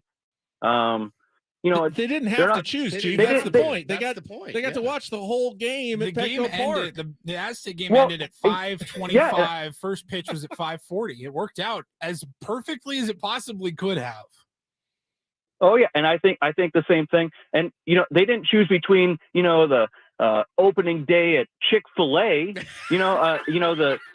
The stadium wasn't full of Kim Kardashians, that had no clue what's going on other than, the only connection to NBA is who their family's dating. But, you got Tony Gwynn Jr., sitting there, SDSU alum, just living it up. I was at a military retirement ceremony, and we actually, paused some stuff we were doing for the last 6 minutes. And I'm not an SDSU alum, but all of us there, we felt San Diego, hey, let's watch this. Let's see what's going on. Oh man, they're down. Let's see if they can come back. And man, it was great to see that. And then we picked up right where we left off. So to say fraudulentism and this psycho that has no clue about the people that are here in San Diego supporting the sports that we got, and just loving what we do. Thank you, Chief. And man, welcome back to town. Number one, and number two, there's 2 words that make it okay. Is that the Padres were hosting a drum roll, please, a watch party. It was a party where you can go watch the game, and it's a brilliant move, and it timed out beyond perfectly. So if you're on the East Coast, you don't really understand, and so that's okay. You stay there, we'll stay here, and we will be living it up here in America's finest. It was just such a special weekend. It really was. So many wins, man, just across the board. It was so fun to be a part of. It's nice. As I said earlier, you want to have bad national takes about your teams and your cities because it means you're relevant. That you actually, people are talking about San Diego State. I'm watching SportsCenter last night. Dutch is sitting down with Reese Davis, surreal, right? Doing a one-on-one. It's insane. You just never expect San Diego State. You don't really expect the Padres. Now you do, but you certainly didn't used to expect them to be one of the first 2 or 3 baseball highlights you'd see on Baseball Tonight or on MLB Tonight or on SportsCenter. And now They are. They're relevant, which means people are going to start talking about them, which means uninformed people are going to be starting to talk about them, which leads to horrible takes. That's what you want as a sports city. You want to hear those horrid takes from 3,000 miles away because it means you're relevant. And that's all we've really craved. I know for me personally, as a sports fan in San Diego my whole life, yes, I crave championships, but really you crave championships because you crave relevancy. And we're finally feeling it, and it's a really good feeling. Yeah, he brought up the Tony Gwynn Jr. Moment. So cool, bro. That got me in tears watching that. Watching him just lose his mind in his Aztec jersey pregame was special. Big hugs to Jesse, his team. I feel really sorry for Jesse and our other favorite Hurricane alum. Bud Black celebrating in the Rockies dugout. All the players just glued to the big screen. Did you see the Mariners tweet? Ty France making them put the game up on the big board in Seattle and him just sitting on the grass. Yeah, as everyone else is warming up, he's just watching the game on the big screen up there at T-Mobile Park in Seattle. Yeah, very, very cool moment, obviously. But the Tony Gwynn Jr. flip out in the box was really special. All right, we still have Cespedes Barbecue's Jordan Schusterman coming up. Brought to you by Grand Ole Barbecue at the bottom of the hour at 8:35. Rindle Report. Sam Levitt's going to check in. Some more Padres talk coming up. And, of course, continuing a little more of the preview of tonight's championship game against UConn. Get to all of that coming up after traffic here on 97.3 The Fan.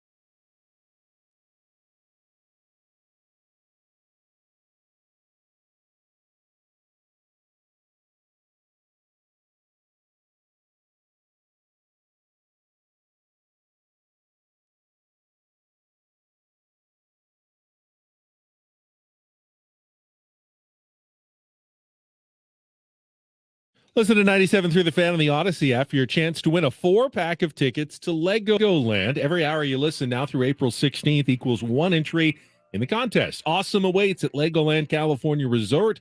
Check out their newest edition, Miniland San Diego, featuring a replica of Petco Park. Tickets on sale at legoland.com/California. So if you are a tier 1 who pays absolute attention to every moment of the Ben and Woods program, even the tiny throwaway moments, it's possible you made a lot of money this weekend. I guess I'm not a tier 1 because apparently you missed it. So I missed this entirely. So when we were doing our opening day broadcast on Thursday morning, we had Matt Janella on from the Fire Pit Collective to talk about his Tony Gwynn podcast. It's absolutely amazing. People have been tweeting about it all weekend long, 3 parts on the life and legacy of Tony Gwynn. And it's got Junior, and it's got Greg Maddox, John Smoltz, Tom Verducci. It's incredible. It's really, really, really good. But when we had him on, I think you said something about, we're talking golf this morning. No, yeah, I said, well, we've got a captive audience. It's opening day. Everyone's here at Happy Does. Everyone's listening. Everyone wants to talk about the Padres. What a good time to coup d'etat everybody and talk some golf with Matt Janella. And I joked because I grabbed onto what you were saying. So, Matt, who's your pick for the Valero Texas Open this weekend? And without missing a beat on Thursday morning before the tournament started, said Corey Connors. Sucker won. Well, I mean, Corey Connors wasn't the longest shot, 17-1, but he came through and paid off as the winner this weekend on the PGA Tour. We gave out a PGA Tour winner at 17-1 odds on Thursday morning, and no one, even Woods, wasn't paying attention enough to get the win. And I'm in a pick dynasty things. You pick one guy each week, and then after you pick him, you lose him.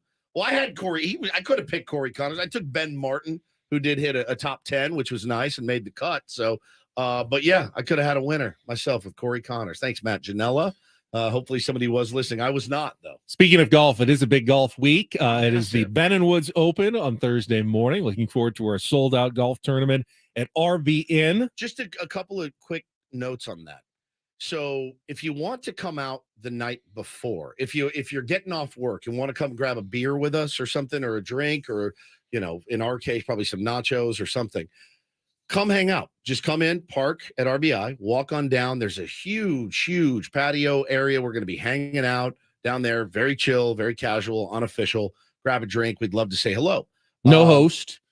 A no host. And it means we're not paying for everything. I was told Woods' dad is picking up. Oh, is that true? He just ran his car off the road. Gary's laying down the credit card and just shots on Gary. Let's go. I mean, you get him lubed up enough, he might. But I think to get him to pay, you have to hit him over the head with a hammer and take his credit card. But no, so we're just going to be hanging out, just really low key that night. So come hang out. We'd love to see you if you can't play in the tournament. Then the morning of, we're broadcasting again on Thursday from 6 a.m. to 8 a.m. Then we are done.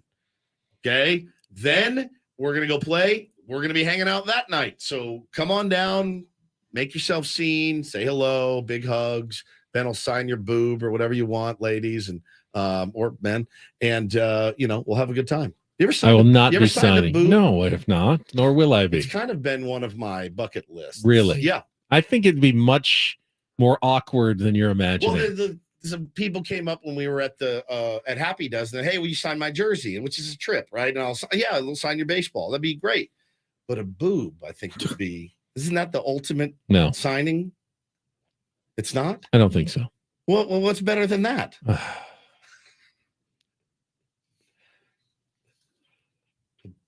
What? What's better than a boob? Not a body part? All right, what body part would be? What body part would be best to sign? Oh. Right? Yeah. Yes. I mean, if someone really wanted to advertise that they loved your show, right on their forehead. I would definitely sign somebody's forehead. So yeah, just come out and hang with us. We're gonna have a great time. And then you just told me some bad news that so the Masters also starts Thursday morning, and the weather forecast. Par 3 tournament starts Wednesday. Yes, a little dicey. Beyond dicey. They said they're expecting about an inch of rain like every day. Oh my goodness gracious. 90% chance of rain in Augusta, which I feel like this happens way too much. Tiger already there, showed up yesterday to begin his practice round. So in the field. Scotty Scheffler is looking to become just the fourth person ever to win back-to-back Masters. He's back to number one in the world. He's the defending champ. Only Tiger, Jack, and Nick Faldo, I believe, have ever won 2 Masters in a row. So it's hard to put the green jacket back on yourself. But Scotty Scheffler, the favorite going into this week. You've got the live golfers who are coming back to play in the Masters. Brooks Koepka won on the live circuit in Orlando this weekend. He seems to be healthy and playing some good golf. I don't know if that's going to be your pick this week, but given that you only get a couple of days to pick live golfers on the PGA Tour, it's going to be a live golfer. Feels like Brooks is the hot hand right now in live golf. Now, will it translate over to Augusta? Will any of these live guys end up in contention this week, or will it be all PGA Tour players at the top of the leaderboard? I think that's one of the interesting subplots at the Masters this week. Masters is always badass. This just gives it a little bit of extra juice. The fact that the livers are coming to play as well. So that's enough golf talk for the day. Fair enough. Get back to the Aztecs. We'll get back to some baseball. I've got an hour and a half left. We will deliver. Yeah, we're going to have Jordan Schusterman. Going to be a weekly with Cespedes Family Barbecue on a grand old barbecue Monday. That's the sign that Jordan is here and will be joining us when we come back with more Ben and Woods after our financial moment here on 97.3 The Fan.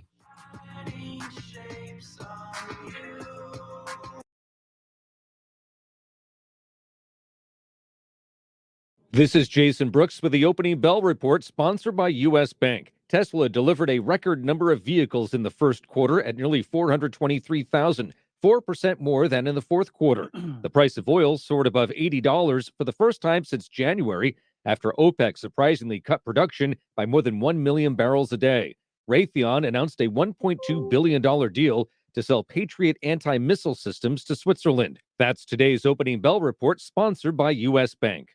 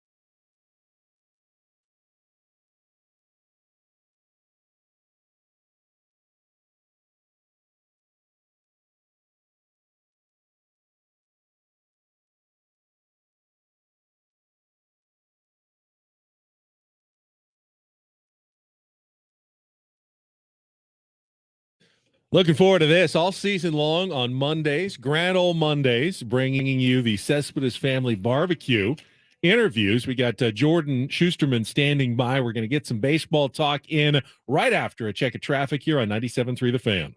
From the premier Buick GMC of Carlsbad Traffic Center, part of the Premier Auto Family, here's Kelly Danick.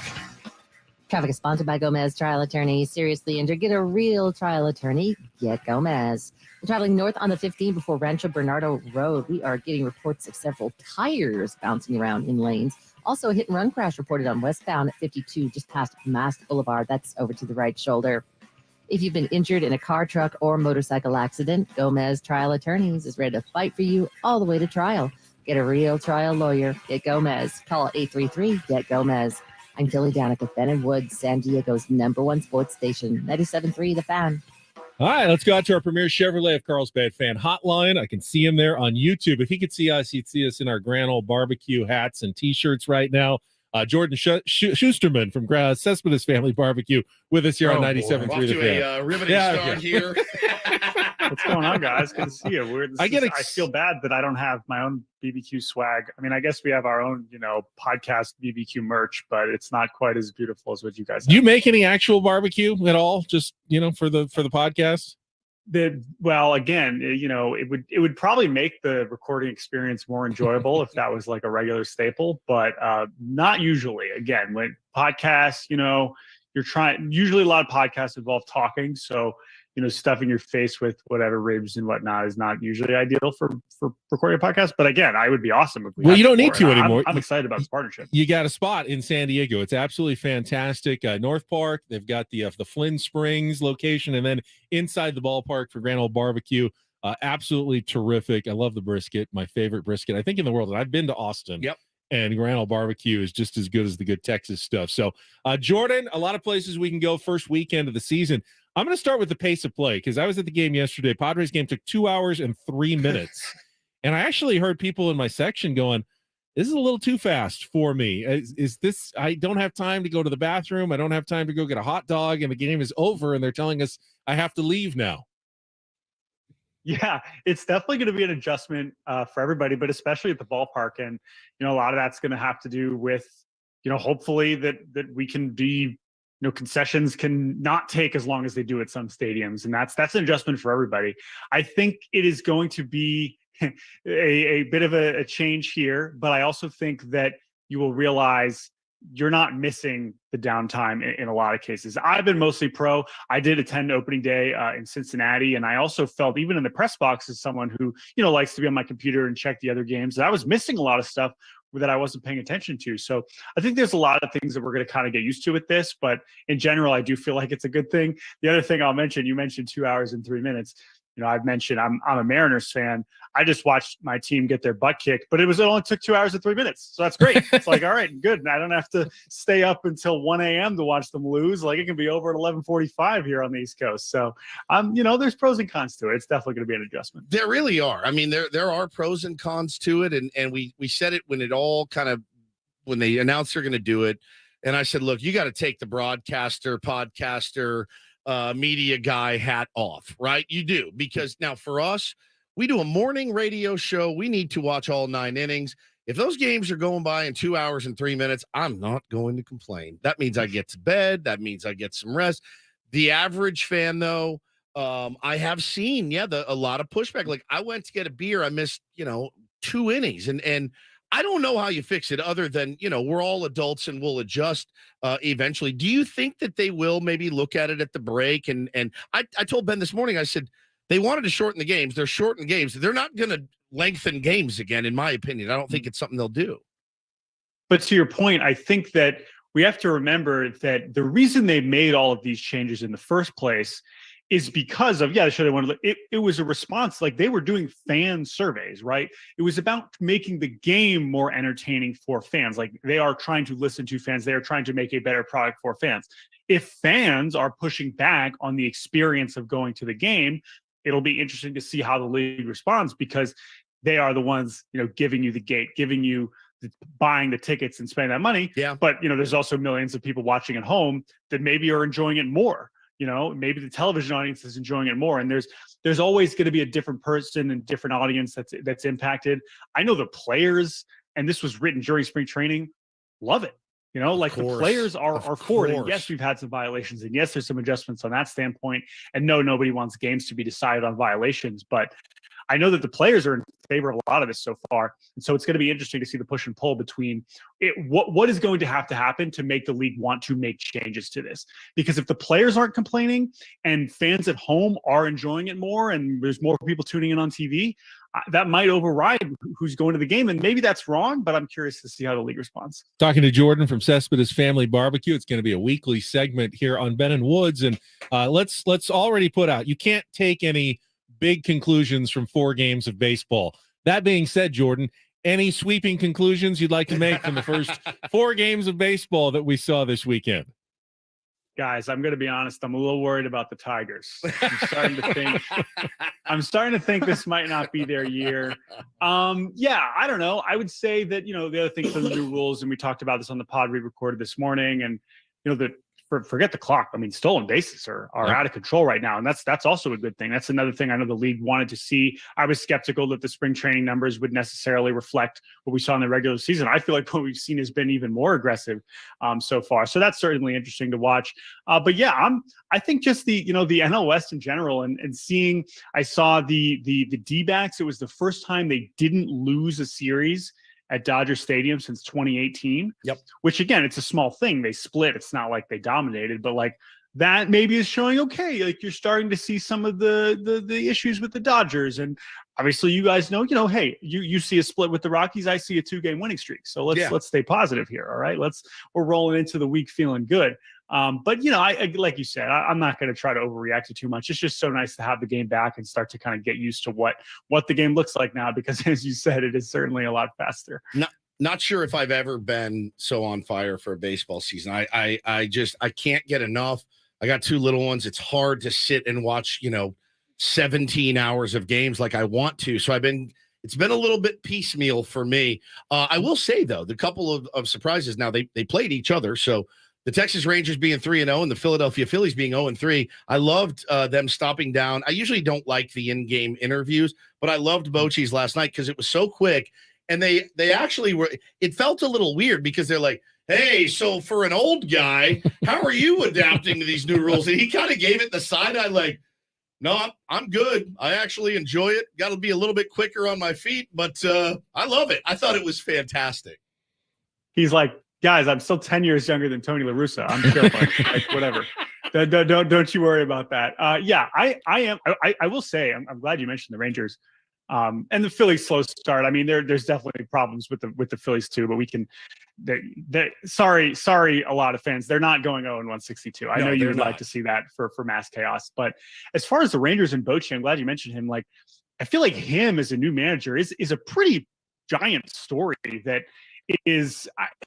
I still struggle to know how much, and I think San Diego has one of the clear, obvious good managers that we have in the league.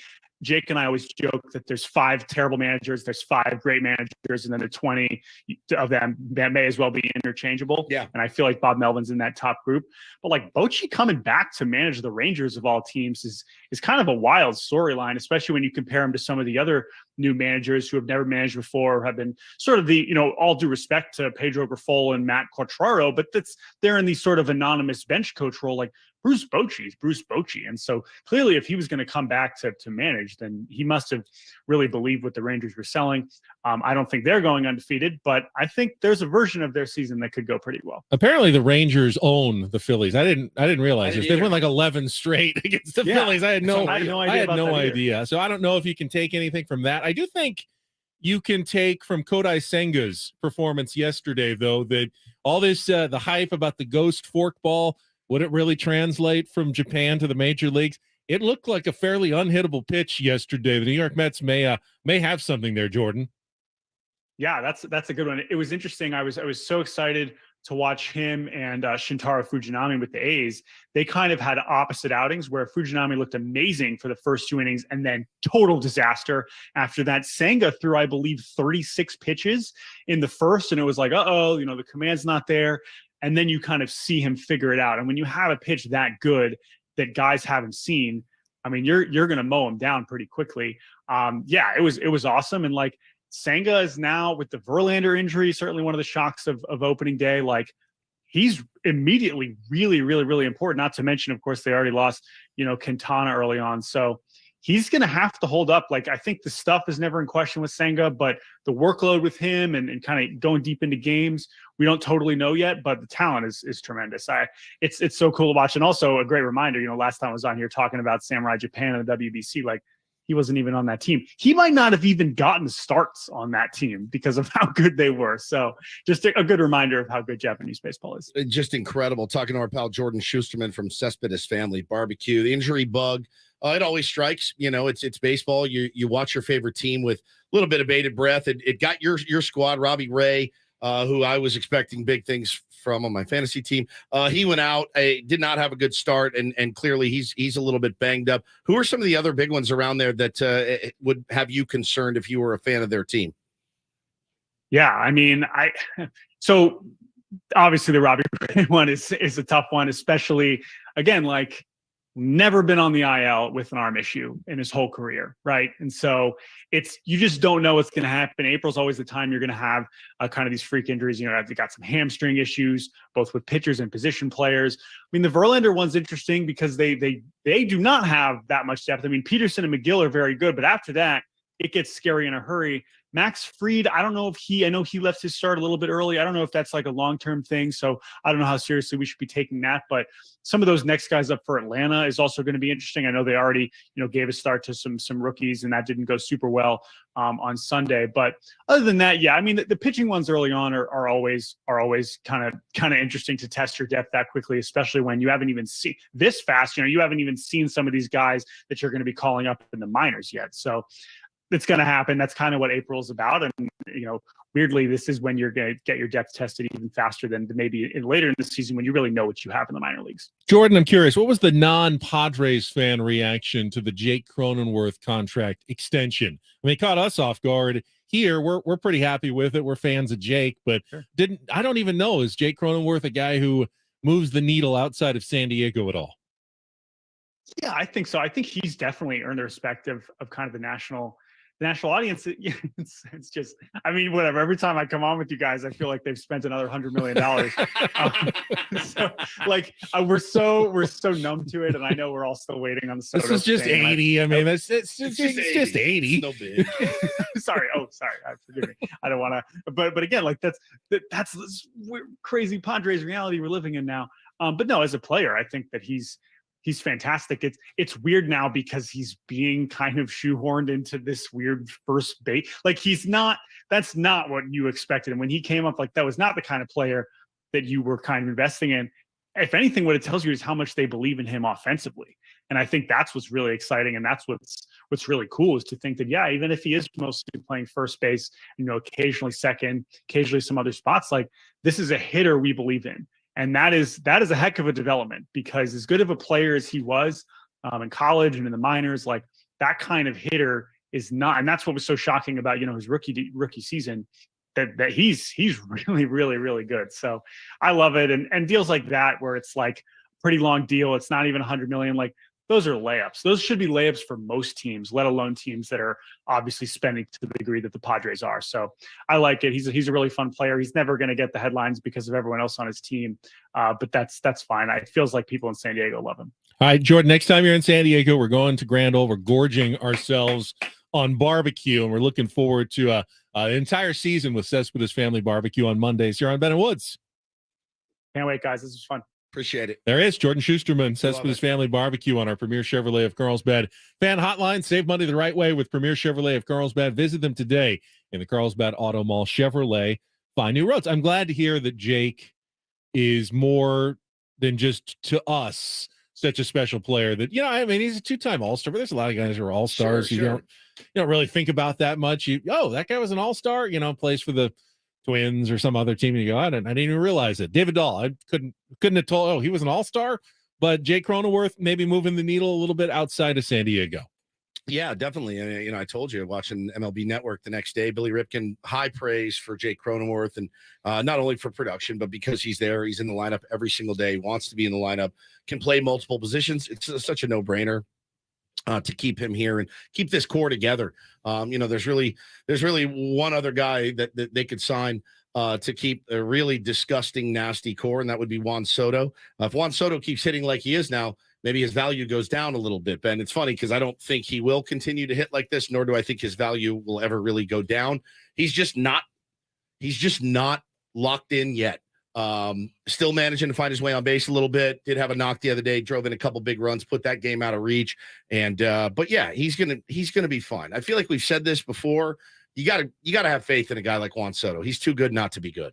Jordan did mention that the Diamondbacks split their 4-game series with the Dodgers. So the Dodgers 2-2, the Padres 2-2 through 4 games of the season. That's the identical record between the Padres and the Dodgers. I was under the impression that after we lost game 1, that the season was over because I remember cancel the parade. That's why you play the games. Cancel. Unfortunately, your team had to then play 3 more games against the Diamondbacks, and you lost 2 of them. Cancel the Maybe you shouldn't be talking on opening day about someone else's loss. You would think that cancel the parade. That's why you play the games. Yeah, where are you guys at a nightclub? By the way, who's in the background?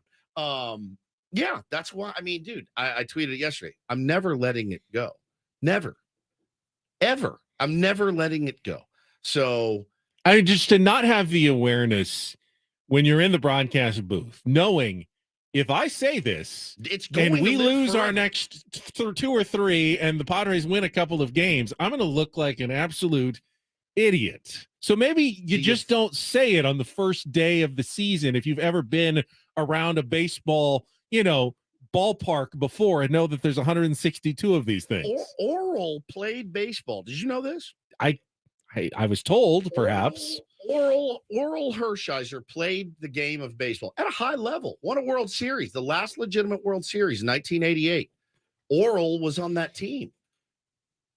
You know how hard this game is. You know about big expectations and not meeting them. Your manager guaranteed a World Series last year.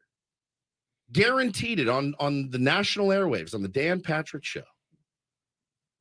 You know how hard this game is. You know better. And at 2-2, I will reiterate my take from the beginning of the season. The Dodgers remain a good team and a legitimate threat. We are winning the World Series in 2022. Just like they were 4 days ago. Nothing changes on the first day of the season or the first series of the season for anybody in Major League Baseball. We are just getting started on a very long season. It is so long. You don't overreact to 1 win. You don't overreact to 2 losses. You just enjoy the ride and try to win a ball game today, and the Padres will do just that. Good news. Only 9 more games against Charlie Blackmon, though, the rest of the season for the San Diego Padres. Don't forget C.J. Cron, him too. way. I mean, good God. I was looking at the lineup yesterday. It's Bryant, Blackmon, Cron, and the averages are like 480, 670, 540 on those 3. I go, well, 17 RBI already. Like, what is happening? We've only played 3 games.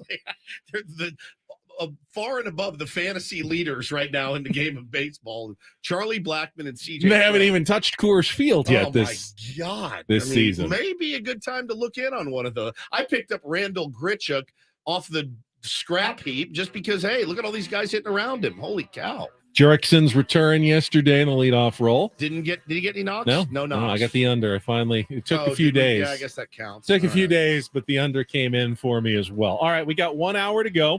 Got a Reindl report, some headlines for Paulie. Spicy Reindl report. Controversy in the women's championship game yesterday. Get to that and more coming up next with Ben and Wood, San Diego's #1 sports station, 97.3 The Fan.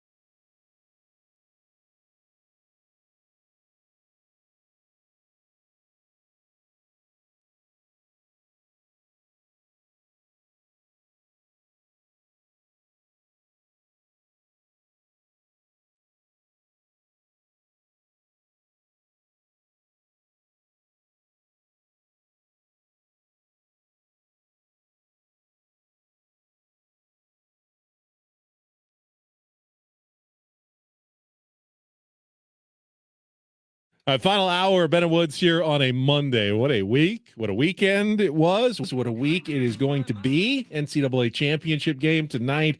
Padres wrapping up their opening homestand. The Ben and Woods Open on Thursday. Jeez, man. I can't follow I really can't. So I had to excise a few things from my sports interest, entertainment over the weekend. And one of them, which I always excise, is pro wrestling. But I saw some tier ones who went up to SoFi Stadium for WrestleMania this weekend. I honestly, I can never understand the appeal. I mean, there's the theatrics, the showmanship, the lights, did you see like the production value? Yeah, insane. That they had? It was incredible. I get it. What I don't understand though is when they report on the results of the match as though it were a competitive endeavor. He's a dead man. They're going to come for you. You're going to get suplexed outside the building today. But I won't unless it's scripted. And like I walk out, Ben walks out of the building, and on page 3, he gets suplexed by John Cena as he walks out. I mean, it's not like if I can just get an eraser out, I can do the suplexing when I walk out of the building. Here's the thing. It would be different if they looked like us doing it. Right? Let's all take our shirts off and wrestle. These are elite athletes. Elite. I don't deny that. That said, I don't watch it either. I did when I was younger. I loved WrestleMania when I was a kid. I mean, Hulk Hogan, Iron Sheik, the whole bit was Andre the Giant. Like, I loved it when I was a kid. You never watched it. Never once. Like, you didn't watch it when you were a kid. I didn't get into it, but I appreciate how difficult it is to pull off some of the moves and the spectacle of it all. I totally get that. The one thing I don't get, though, is when people are like shocked by an upset. Like when they say, I can't believe he lost. It's not like they posted the results in the paper and you could just follow along. I know, but I'm reading about it and they go like stunning upset as though you can have a big favorite. There's no favorites or underdogs in a scripted match. Yes, there is. No, there isn't. Well, to the fans, there is, right? Like it's a surprise to the fans. We talked about this story last week about how a couple of the online gambling services want to start allowing you to bet on wrestling matches, and somehow they'll try to keep the outcome secret, even from the wrestlers until the last like minute. 5 or 10 minutes, like before the start of the show. So it's something that no one knows the outcome, but it's still not there's no upsets in wrestling. Well, look, the way I liken it is it's like The Bachelor, right? The Bachelor. It's the same. I got roped in 15 minutes of The Bachelor the other night with my wife, and I had a feeling I knew who he was going to pick, and the camera and the storyline leads you one way, and then this guy goes out and he picks the other girl. And just I was surprised. I mean, but they led me to believe the entire time that he was going to pick the brunette girl, and he ended up going with the blonde. And that was a surprise to me. That was an upset, if you will. So it's entertainment, just like The Bachelor's entertainment. Few of these couples ever stay together forever. I doubt very much they're truly in love with one another. It's hard to be in love with somebody you've gone on 3 dates with. And you're doing it for a camera. So it's just entertainment. And if you look at it as entertainment, and not gospel, then I think you'd be okay. Right? And as an entertainment product, kudos to them. Second to none, right? I mean, the entertainment looked phenomenal. I didn't watch, though. I didn't watch either. And kudos to Vince McMahon, as Paulie was saying at the break, got a hold of just a whole mess of Just for Men. Did he? Like all over the place, like mustache, hair, everywhere. Really turning back the clock. I mean, looks like he's back in high school again, doesn't he? Very weird. Very strange look. Because I feel like I saw a picture of him, I don't know, about a month ago, and he looked like he'd been dead for 6 weeks. Incredible. And now he's just, loaded up the Just for Men. All right, let's get some other headlines. Time for our first Paul Reindl report of the week. And get things started here with our today's edition of the Reindl Report. Now tuned into the greatest. Welcome to the Reindl Report, with Paul Reindl. Hi, Paul. All right. 2 stories from the world of sports that we haven't gotten to yet. We'll start off in Major League Baseball. And 1 story that you didn't know you needed. Are you laughing, biatch? It's the Reindl Report Hey, Paul, how you doing? Okay, how are you? on 97.3 The Fan. Are you ready to bless the mood? I need some help, please. That was good. Can I get a yeah? All right. Oh, Josh Coral, our buddy's gonna kill you. He said, "Do you not get surprised when stuff happens in TV shows and movies?" It's the same thing. It's a TV show. Fine, but I don't read about it like in a write-up in the paper in the next morning that so-and-so. Didn't you literally used to read the TV guide? So I don't believe you at all. Mom, TV guide in yet? No. In a crazy upset, the criminal knocked off Magnum PI this week. He's going to go down in the PI rankings. So the top 25, he's probably going to be near the bottom of the rankings this week. So good. All right. We're going to start off in women's basketball, the NCAA tournament. The championship was yesterday for the women's side. Of course, the men's championship later on tonight. There's a lot to discuss. I don't know how much you guys were following the women's NCAA tournament. It was really, really well done. Very compelling. It was so good this year. Usually is, isn't it? I mean, they usually have. It's very top heavy. There's a couple of teams that are just undefeated. Yeah, I mean, and on a UConn collision used to just course. win every single year, which Notre Dame you had a like nice greatness. run. That was fantastic. But this year you had the South Carolina storyline, the undefeated team, the best team. You had the Caitlin Clark. And then you had the upset, and then you had LSU. It was good. Good stuff. So I think you start by highlighting Caitlin Clark. If you don't know her, you're going to hear her name a lot. I mean, back-to-back 40-point performances. It had never been done before in the women's game. And then that was over South Carolina, the undefeated South Carolina team in the Final Four. It was pretty awesome to watch. She just couldn't miss. And then fast forward to Sunday, we have the championship game between LSU and Caitlin Clark's Iowa team.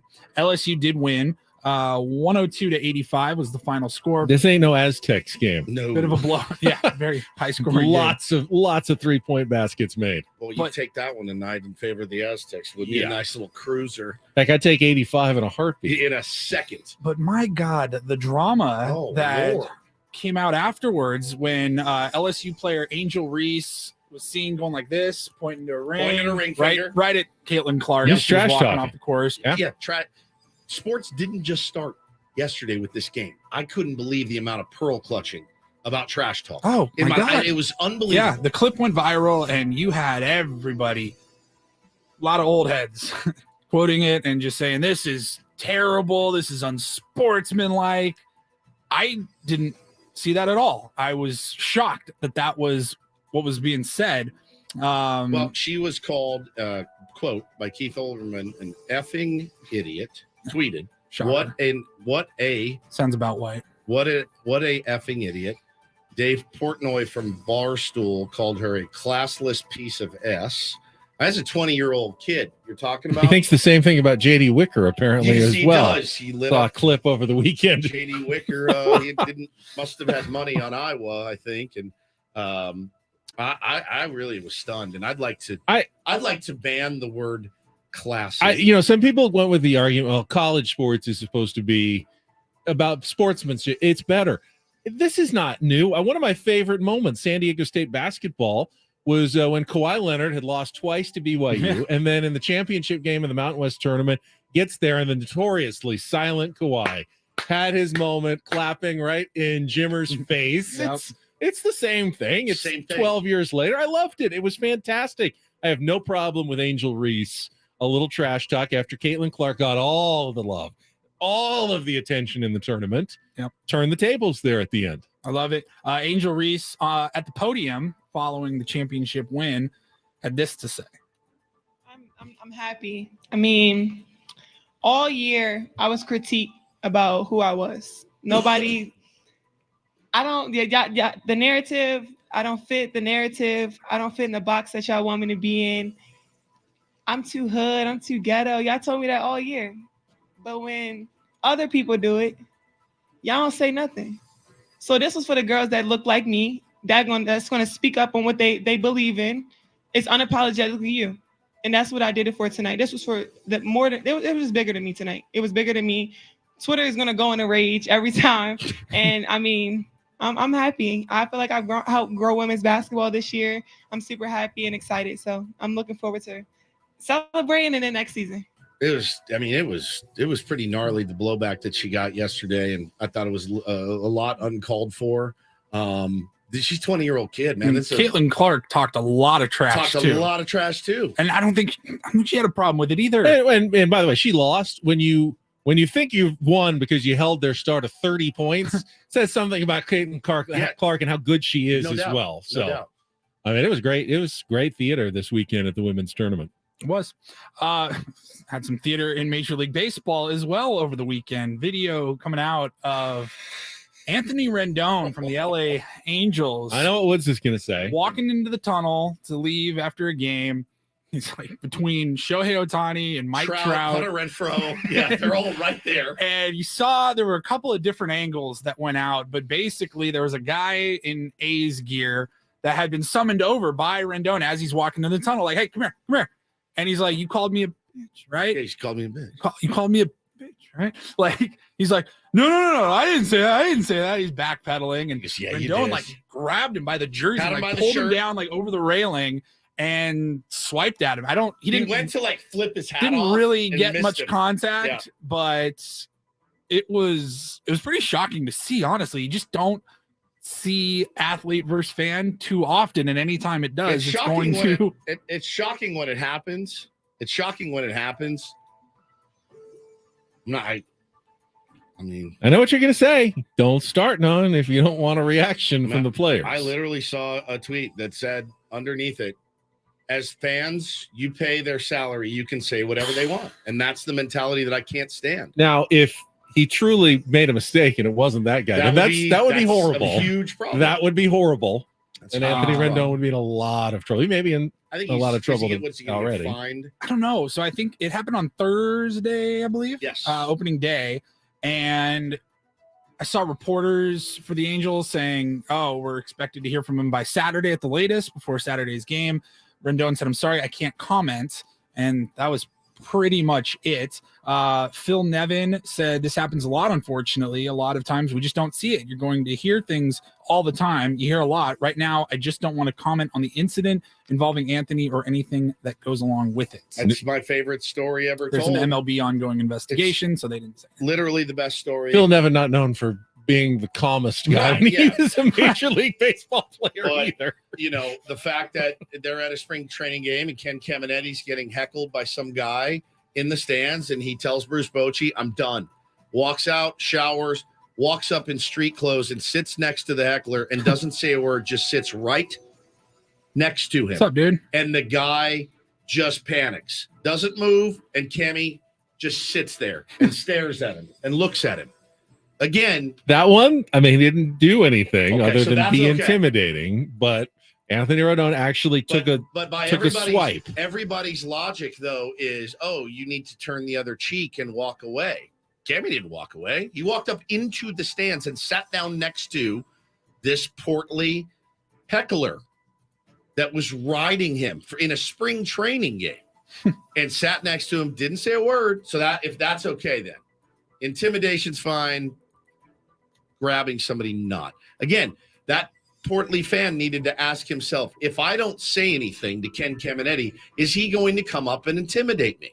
You know who it doesn't happen to? The guy that doesn't say anything. Never going to happen. No athlete is ever going to walk up to you, Ben, in the stands and go, I don't like the way you look. Bam. Knock your ass out. If they do, guess what? You're a rich man. Think about but it's never going to happen. Think about the big Pistons fan that got laid out by Jermaine O'Neal at the Malice at the Palace. It's like, bro, you ran onto the court. There was chaos going on. I'm these players fighting for my life. These players have no idea what is happening, who's trying to attack them. You walk onto the court, you're going to get laid out. Get laid out. That's different too. But this guy was in the stands and he took a swing at him. I mean, sticks and stones he again. Didn't take a swing. I don't think. Anthony Rendon, I mean, he tried to flip his hat off. All right. I mean, it's not. It doesn't excuse it. You can talk to him. I don't know that you can touch him. Okay. You can call him a bitch, though. Yeah, you can. No. Anthony Rendon can say whatever he wants back to a fan. Right.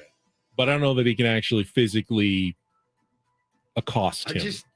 I just don't believe in the I paid my money, I get to do what I want. No, I don't agree with you either. Gladiator sense of the consequences though should be being banned from the game, some other form of discipline other than physical justice imposed by strong professional athletes. But like why if I go to the zoo today and I take a stick and I go to the tiger cage and I'm like, come here.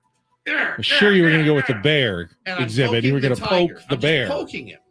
And the cage opens and he eats me. You guys feel bad the tiger for me? will probably be put down, sadly. It won't really be fair. But do you feel bad for me? I feel... No, I feel bad for the tiger who gets put down. You're right. Nor should you. Nor should you. You shouldn't feel bad for me. All right. And finally, a few days ago, senators in North Carolina introduced a bill called the Eliminate Participation Trophies Act. It would ban all participation trophies from youth sporting events in North Carolina if they're sponsored by state or local governments. So if an event or a little league or anything like that gets government funding, any trophies or ribbons or anything like that that's given out would have to be based on identified performance achievements. Holy crap, dude. And their logic is they want to stop making kids think that they're a winner just because they showed up for something. People in favor think it's completely participation overblown. Trophies are such the 2020 invention from the last couple of years. I received participation trophies when I was a child 40 years ago. I did too. It's not like this is some improved new thing. That is now there's metrics. I got most improved in 7th grade basketball. I was very proud of that. Hearts and hustle. Is that not a metric based? Best teammate. Won one of those in YMCA basketball. Yeah, the idiot at the end of the bench. Let's go. Come on, boys. I mean, does anybody really get participation trophies after the age of 7, 8, 9 years old? So I have a proposal then. No more silver, no more bronze at the Olympics. It's gold or nothing. Your silver medal? Oh, you won 7 silver medals? Sorry, chump. No more bronze. That's it. It's if you ain't first, you're last, Ricky Bobby. Is that what we're doing? Look, my kids play, I don't care. I don't care. I'm proud of him. I'm proud of him for showing up and going to every game. I'm proud of him for working hard. It's not going to kill me as a father if my son wins a 4th place award. I don't care. It's not going to affect him in the slightest. It's up to the parents to parent your kid. It's not a trophy doesn't raise your children. A trophy doesn't make your kid a winner. You do, moron. You do. That's it. Right? Right. And if a trophy imagine taking the joy of a little kid getting a trophy. Well, and think about this. If a trophy keeps a 6-year-old excited and interested in an activity, a game, a sport, and maybe they go on and become a great athlete, successful in the future. But maybe if they didn't get that little nudge in the beginning, they would have gone, this isn't fun, mommy. I want to do something else. No. Maybe that's important to kids of that age, that they receive some sort of validation, even if it's really not for anything tangible. Are we not considering that factor? I mean, when I coached high school baseball, freshman baseball, I was told keep as many kids as possible. If you have 22 uniforms, keep 22 kids. Yeah. They're not all going to play 7 innings stars every game, but keep as many as you can. I'd cut kids that were literally going to hurt themselves or somebody else. Right. But other than that, it's like, hey, you don't know how their love of the game is going to develop. You don't know how their bodies are going to develop. Keep them involved in the game. That's what's most important. Steven Strasburg was not a very good high school athlete at the beginning. It's a lot. It happens to a lot of them, man. It happens to a lot of them. And imagine a coach turning a kid off at the age of 6 or 7 because the North Carolinian government says ain't no participation trophies here. Michael Jordan, the favorite son of North Carolina, cut early from his team. Freshman year. You don't always know everything you've got when a kid is young. So. It's just such a seemingly it's just kind of so basic. It's just so basic promote them, make them happy, give them things, and if it's just a trophy, it's not going to hurt you. All right, for making it through the Reindl Report, I've got some tickets to give away. We got a pair of tickets to the SD Legion game against the Chicago Hounds rugby on April 16th at Snapdragon Stadium. Tickets are on sale now at sdlegion.com, but be the third caller right now at 833-288-0973, and we'll hook you up with a pair of Legion tickets. They won again yesterday at Snapdragon at home against Old Glory DC. They're now 5-1 and have a first place battle on the road this week in Seattle. So another local team that's doing very well, like the Aztecs. And when we come back, I got my pick to click, the guy that I think can actually be the difference in lifting San Diego State past UConn to a title tonight. The one guy that I think is the biggest factor. We'll come back with that after traffic here on 97.3 The Fan.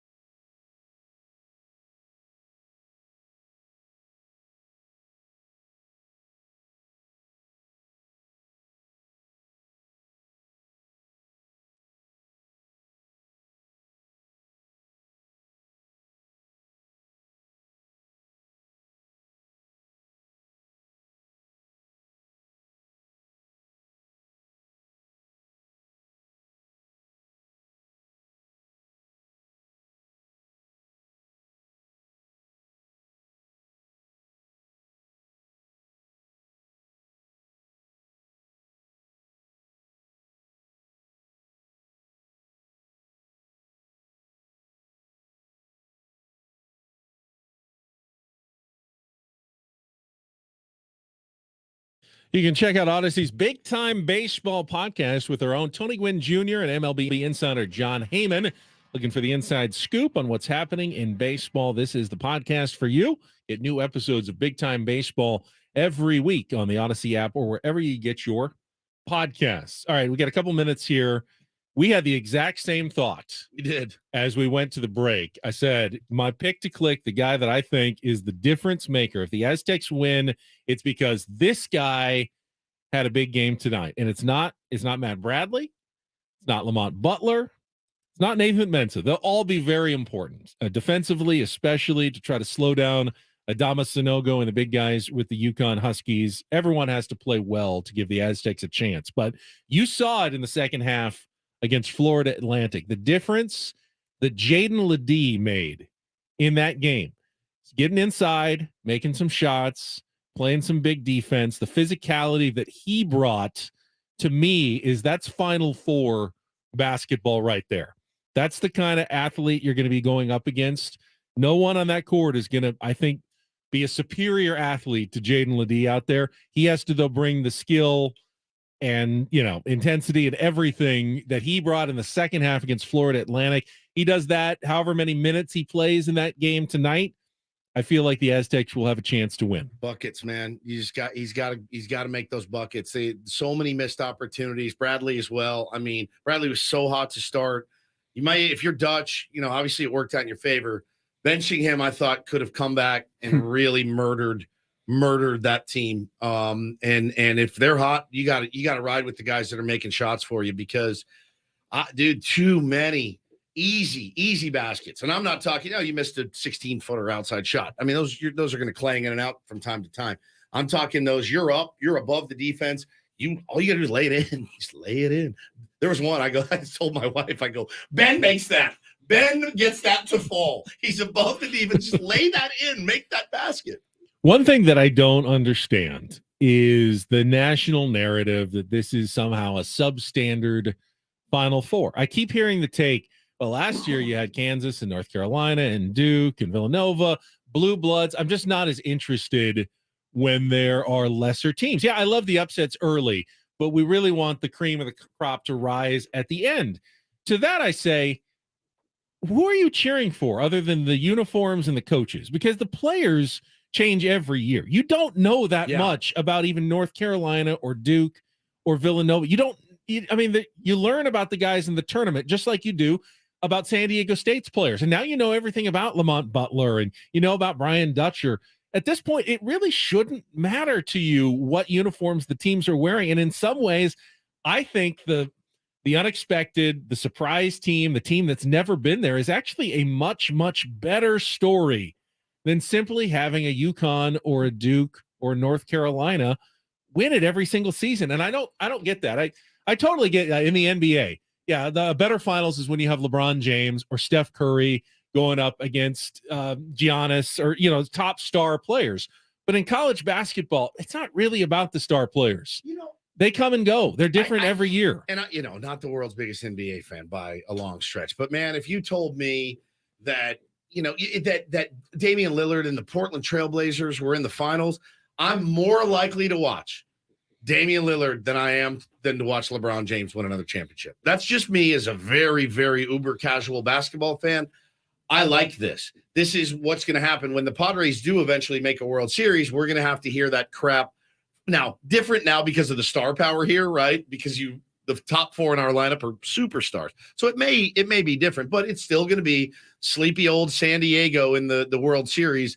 And especially if they end up playing some team from the AL, like, I don't know, the Royals or something that gets in, the ratings may not be as New York Yankees and Dodgers, but still, that's the best part of sports to me. NBA is a tough comp because there are superstars on every team. Superstars on every. So there is on baseball as well. It'd be like the Pistons versus the Rockets or something would be terrible.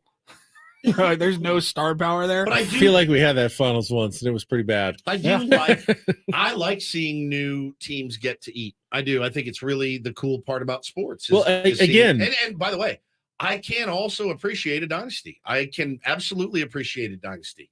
But I do like the fact that I love that it was SDSU against FAU. I think that's the best part of that tournament. It's truly a tournament where anybody can win it. And if you make the dance, you know how many schools around the country now, Ben, are pointing to FAU and San Diego State and Loyola from a few years ago and saying, guys, it's possible. If you don't believe it, it's right here in front of you. It's right here. I'm telling you, we bust our ass. We make that tournament. We can win the whole thing. I'm curious what the fan support, the neutral fan support, is going to be like. Obviously, there's a bigger brand, UConn, going for their 5th, and in 25 years, I mean, to them, they're trying to crack the ceiling on becoming one of the Blue Bloods. They have an argument that they're every bit as good as North Carolina or Duke. That UConn has won more championships than those teams in the last 25 years. So they've got something there, and they've got a lot of fans. But I just feel like San Diego State, and they'll be wearing the black uniforms tonight. I think that's a compelling, I don't know, they just feel like a gritty team that's going to have the majority of the fans in Houston kind of on their side. But we'll see what happens when they take the court this evening. Going to be a big one, guys. Going to be a big one. All right, Padres continue their opening homestand. In-season Sam Levitt had some great pre- and post-game shows this weekend. We will catch up with him as we will throughout the season on Mondays. Coming up next with Ben and Woods on San Diego's #1 sports station, 97.3 The Fan.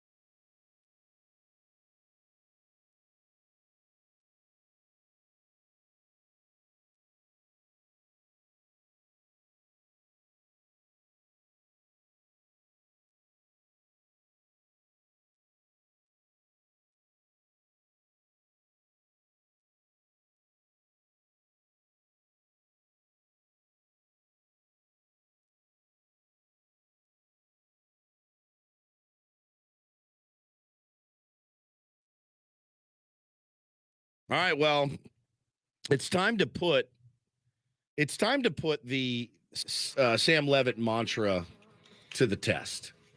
Tonight is really the night. It's a big one. Big where test. we will see if where Sammy goes, the champagne flows, because they're in the championship game. Now, you might already say being in the championship game, being in the Final Four is definitely a cause for champagne, and I fully agree. I mean, the Padres sprayed champagne at least, 4 times Yes, last year? 3 times. Three Three times. times. So clinching a playoff spot, beating the Mets, beating the Dodgers. yeah. 3 times. Yeah. Last So year. there was champagne and Budweiser. Now in college, I don't think you actually spray champagne. There's a lot of underage players, Yeah, so true. you don't do that. But theoretically, we can. I mean, cutting down the nets is the equivalent of spraying champagne in college basketball. The Aztecs have done that 4 times, I think. They did it when they clinched the Mountain West title. Yep. They did it when they clinched the Mountain West tournament title. They did it after getting to the Sweet 16, and they did it after getting to the Final Four. So they've kind of sprayed champagne, quote unquote, cut down nets 4 times already. Will they get the 5th tonight? If this happens and they win, Sammy Levitt is officially a witch. He's a witch, and teams give him a mural. People are going to be hiring Build the him. statue. People are going to be hiring him away.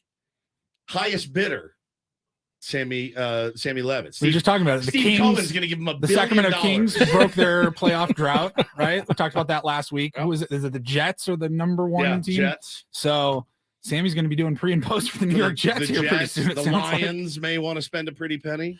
It's just going to get passed around like the country throughout the year to try to deliver championships. We will talk with in-season Sammy right after this check of traffic on 97.3 The Fan. From the premier Buick GMC of Carlsbad Traffic Center, part of the Premier Auto Family, here's Kelly Denick. Got a traffic alert for this collision involving a box truck westbound side of the 52 before Cuyamaca. It's got the fast lane blocked. Also collision on northbound 5 just before Civic Center. It's over to the right shoulder. I'm Kelly Danick with Ben and Woods, San Diego's #1 sports station, 97.3 The Fan. All right, let's go out to our premier Chevrolet of Carlsbad fan hotline. Got the first 4 pre- and post-game shows under his belt. In-season Sammy, Sam Levitt, back with us here on 97.3 The Fan. Good morning. Good morning, gentlemen, from beautiful Pacific Beach. Yes, the first 4 pre- and post-game shows are done, and it's been a lot of fun getting back into the swing of baseball season, being at the ballpark, and everything that comes with it. And I agree with Ben and I think everybody, Woodsy and Paul as well. I think the equivalent of the champagne shower in college basketball is cutting down the nets, which San Diego State has done a few times now. And I think for a team that's never been there, I mean, getting to the Final Four, everything after this is additional champagne, if you will. Agreed. So Yeah. The shot from Butler, that was one. And I mean, if they win tonight, I mean, like you guys said, what else is there to be said? That is, it would be so incredible for this city and that university and Coach Dutcher and Coach Fisher and everybody associated with it and all the alum, like our own beloved Paulie Reindl. But really, Sammy, I think all the credit will go to you if it does happen. I'm fully prepared to give you the lion's share of the credit. I wanted to give you some credit, too, for the way that you apparently handled yourself over the weekend. Now, I didn't catch your post-game. I caught your post-game yesterday. But I did not catch your post game after Thursday night and Friday night's losses. Now, I did see somebody tweet, "Oh my God, how is Sam Levitt holding it together with some of the calls that you received?" Was there really some doom and gloom already after 2 games, Sammy? No, not really. I think that tweet may have been before I went on, because I think I know what tweet you're talking about. I can't quite remember, but not really. And I take a few calls per post-game show, sometimes more if we feel like, we just want to keep on rolling. But there wasn't a lot of doom and gloom. I thought honestly that Padres fans after Thursday and Friday were pretty rational about, the fact that it was 2 baseball games early in the season and the offense hadn't done a whole lot. And then they did way more on Saturday and Sunday, obviously. So I really didn't feel like it was all that doom and gloom. So credit to the listeners and the callers and the fans out there for staying level-headed after 2 games. I don't know if you heard, we had a national host, actually a national producer on the show that comes on before us, the DA show, trying to call out San Diego fans for watching the Aztecs game at the Padres game. Can you set everybody straight? Because you were there on Saturday night and got to see that moment. Just kind of describe the atmosphere in Petco Park with everybody watching the game on the big screen. Yeah, I heard what the show said before you guys, and I heard you guys address it this morning. I think it's important to get the facts right of what actually happened at Petco Park that day on Saturday, and I was there the entire day. They showed the game on the big video board in left field from before the opening tip. Then I had to obviously go inside the loft at the Western Metal Building where my pregame set is to do my show. That was at 4:40. So that was, I think my show started at some point during the second half. I got off the air, no kidding, about 60, 90 seconds before Butler hit that shot. Just enough time to get up, start filming that shot I had in the Western Metal Building of people going nuts. And by the way, you could have, I think the beautiful thing about watching it at Petco Park was you could have whatever experience you wanted. If you wanted to watch it on the big video board in left field, you could do that. If you wanted to come inside the loft, or I'm sure one of the other bar areas, the home plate club, whatever it is, if you wanted to go into one of the bar areas, it was like watching it in a bar inside the loft. I mean, they've got TVs everywhere. They had the sound on of the game. It's and a bar every single up there. There's a bar. Yeah, there's an actual bar. exactly. every single person in that bar was locked into the game. I mean, you could hear a pin drop as that game is ending and Butler's taking the shot. Everybody's locked in. They're playing the sound of the game, and they went crazy like they were in a bar. Admittedly, it was a very odd experience for me on Saturday because I'm hosting the Padres pregame. Meanwhile, in the background, you keep hearing these cheers when the Aztecs would score a basket, and it was like trying to follow the game. And I was talking about it a little bit because it was impossible not to, because everybody else in the bar was paying attention to the game. And then what I didn't see this because I wasn't outside. I was still in the loft. But what I believe happened was at some point the Padres had to, because the game was coming up so soon, they had to then shift the game from the big screen in left field to the smaller but still fairly big video board in right field. And that was the reaction you saw was people watching it on that video board in right field, coincidentally as the lineups are being introduced, because there's a Major League Baseball game to be played. Look, I think the Padres did an excellent job. Okay. They did a great job opening up the ballpark early, showing it on the big video board, which honestly, guys, it's a great way to watch the game. You can see it great. I mean, it's like watching it on the biggest TV ever, no matter where you are in the ballpark. So, I heard the take. I think it's important, like that. They understand the facts of what it actually was. It wasn't just people sitting there watching it on their phones. They were literally watching it in all different ways across the ballpark, including on the biggest TV you could ever watch it on. Talking to Sam Levitt, in-season Sammy, here with us. Now, Jake Cronenworth got the contract extension on Saturday. Your thoughts from the news conference? We threw to it live during our special show from Senior Grubbies on Saturday. You got to talk to Jake one-on-one as well.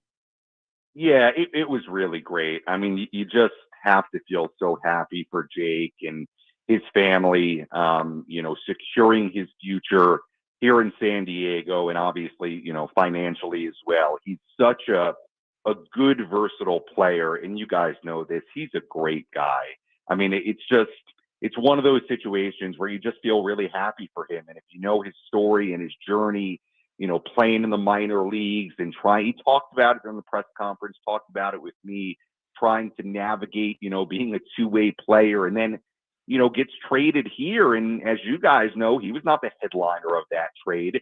And he's ended up being, I think you could argue, the most impactful player to any team in that trade, right? When you look back on it, for what he's done here in San Diego. So, look, I think it's great for the Padres. They add another piece to the long-term core.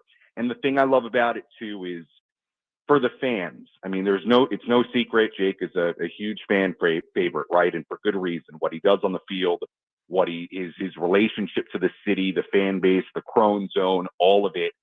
Guys, it's so important in order to keep this thing going the way it's going, to have these players here that, and Peter Seidler has talked about it, have players here that fans know they can show up at the ballpark and see. And now, for years and years to come, Manny and Bogarts and Cronenworth and Musgrove and Darvish and Suarez, and the list goes on. And maybe we'll be able to add Juan Soto to that mix. And of course, Fernando Tatis Jr. It's really, really special. I mean, to have another guy as part of your long-term core. So I think it's great for the Padres. He's a versatile player. He's a good hitter. He can do a lot of things for you, but beyond what he can do at the plate. And just on a personal note for Jake, I mean, I've really enjoyed getting to know him over the course of the last year. He's a good guy, and personally, I'm really happy for him. And I think the fans out there, obviously, they love him, so they're going to be happy as well. Talking to our pal Sammy Levitt here in Season Sammy on Ben and Woods this morning. Last one for me. So it lines up now. We got Ryan Weathers on the bump tonight. Big start for him. Talked about some of the improvements he's made, and pretty happy to be here. But I know he wants to go out and compete really, really hard tonight and get that win against a scrappy, tough Diamondbacks team, to be sure. And then after Ryan Weathers, is it Yu Darvish tomorrow, Sammy? Yeah, it'll be Yu Darvish tomorrow. Not totally sure what his ultimate pitch count will be. I'd have to go back and look to see how many pitches he threw exactly in that last outing against the minor leaguers in Arizona. I think it was like, I'd have to go back and look. I can't remember if it was in the 70s or if it was 90 or something like that. But, certainly it won't be what Yu Darvish is built up to, let's say, in July. But, yeah, the plan is he will start tomorrow, so that's certainly good news. And, look, for Ryan Weathers, I don't think there's any sugarcoating it. This is a big start for him. And if he makes another, it's another big start for him, because if he does well, is there a scenario that when Joe Musgrove comes back, that Ryan Weathers stays up here in a bullpen role? I don't think that's a crazy thought. I mean, you look at guys like Honeywell and like Domingo Tapia. I mean, they could pitch well moving forward here, but it's not like you would say their spots are totally cemented in that bullpen. So, for somebody like Ryan Weathers, I think he's got a lot to pitch for